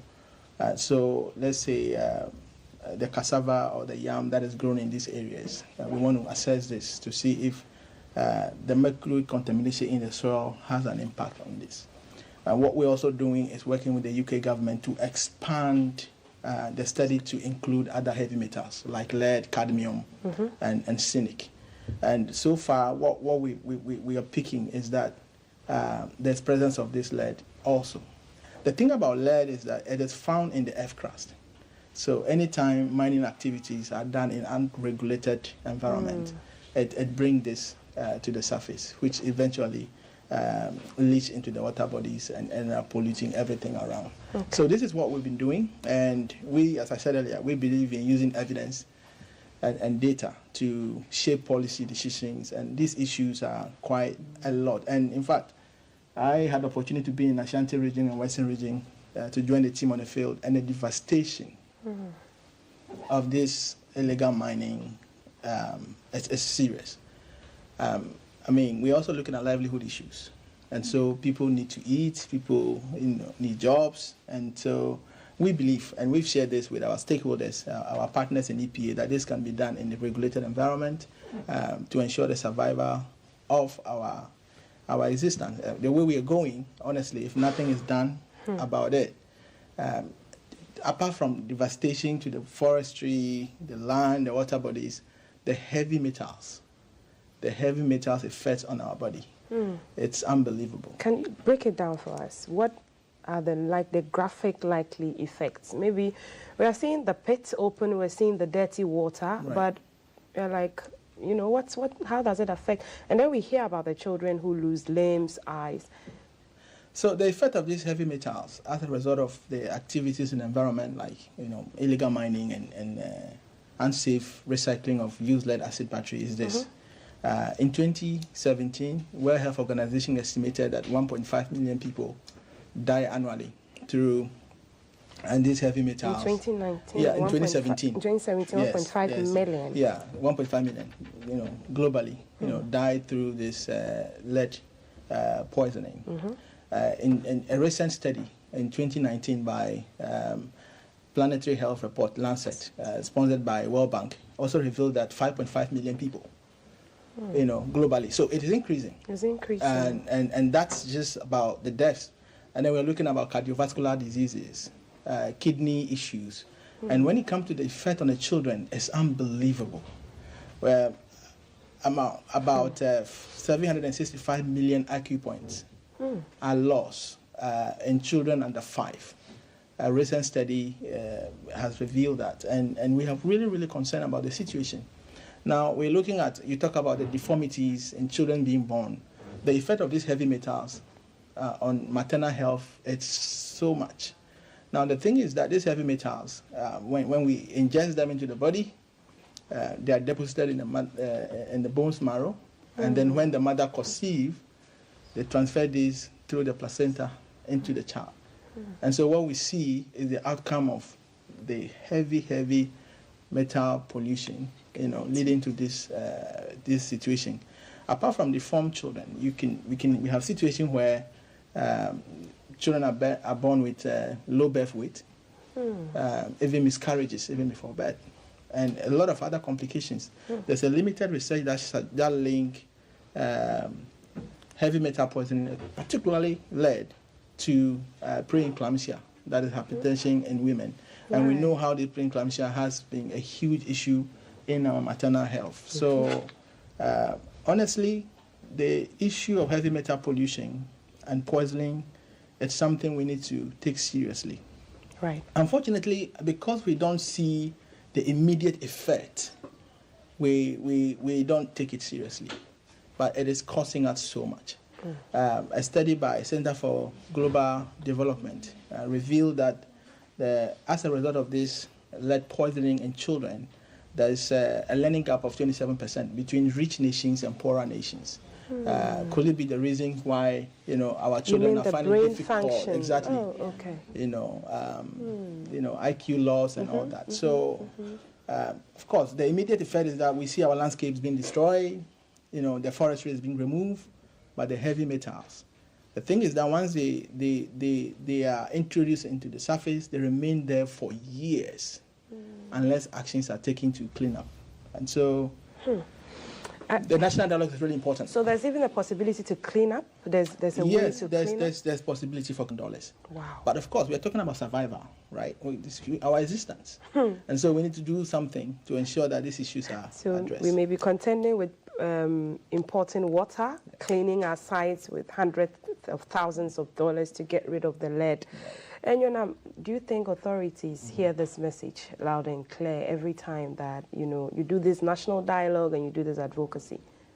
Well, yeah, I would say to an extent, because we carried out our study we carried out last year. We had a press conference with the Environmental Protection Agency, the Ghana Health Service, and then through that study, in collaboration with UNICEF and then the Ghana Health Service, we were able to develop a national action plan against lead poisoning, for instance. Right. So, in as much as we are looking at forming a working group to break down this aspect or the national actions into so that this menace or these problems can be resolved. Right. Yeah. Let's move on at the national dialogue. Who are you? Have been leaders in the global stage currently.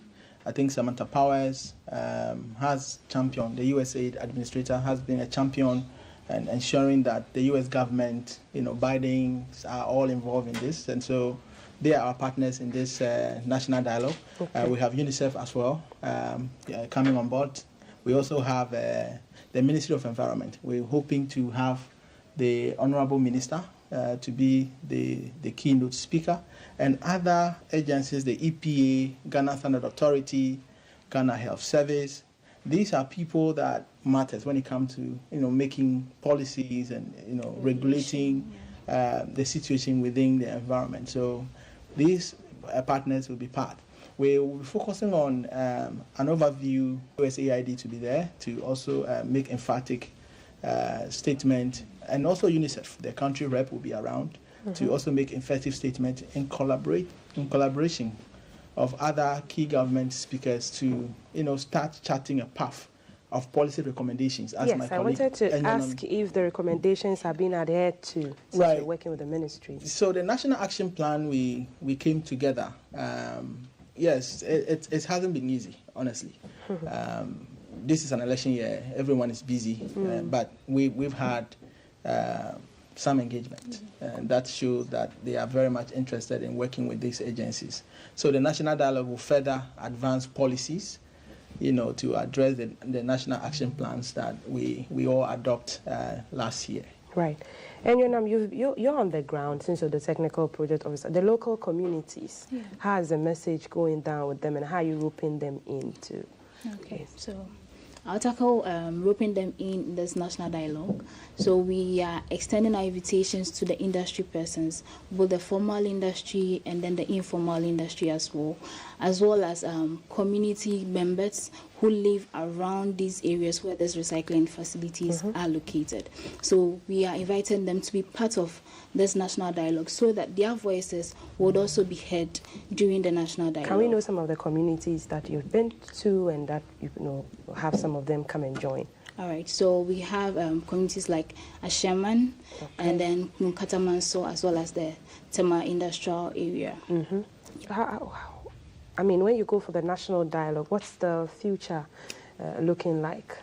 Yeah, so the one good thing about the national dialogue is that we are bringing experts from academia, experts from civil society to chart a path for the next 10 and 15 years.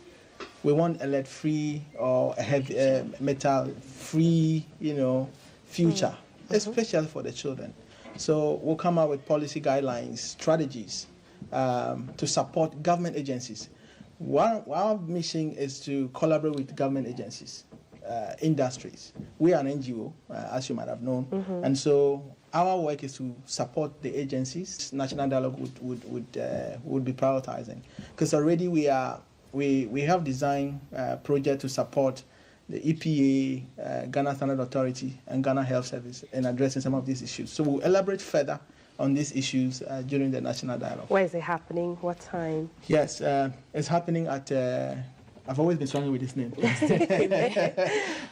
Best Western Premier Hotel, okay. At 9 a.m. The good thing is that we are partnering with GBC, and so the event will be telecast live on GBC. Our own Cafe Day will be the host, the host of the event, and we're hoping that we can have all Ghanaians listening in. Is it a free event? Anybody can walk in? It's strictly by invitation.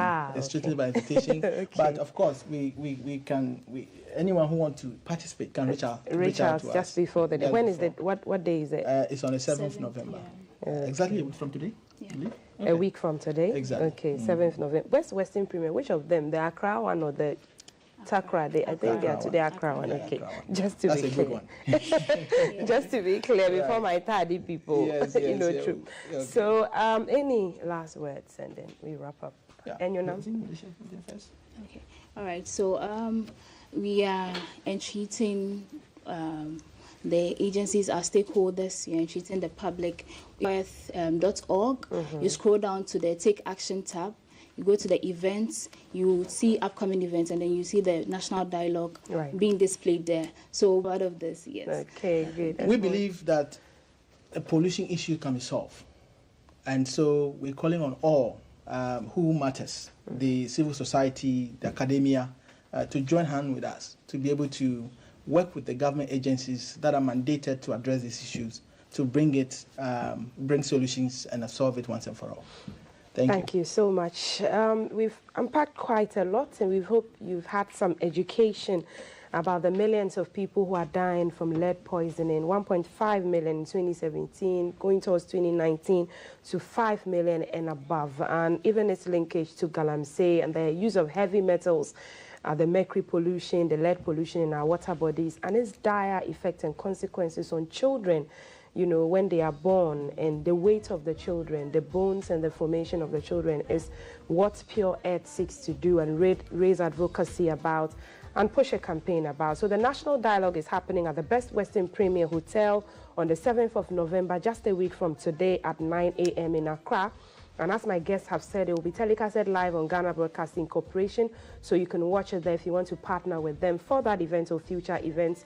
Reach them on their website at pureearth.org and across social media, I believe. I've been speaking to Reverend Dr. Esmond Wisdom Kwamsa, Country Director for Pure Earth, and Blessing Enyonam Dago, Technical Project Officer for Pure Earth.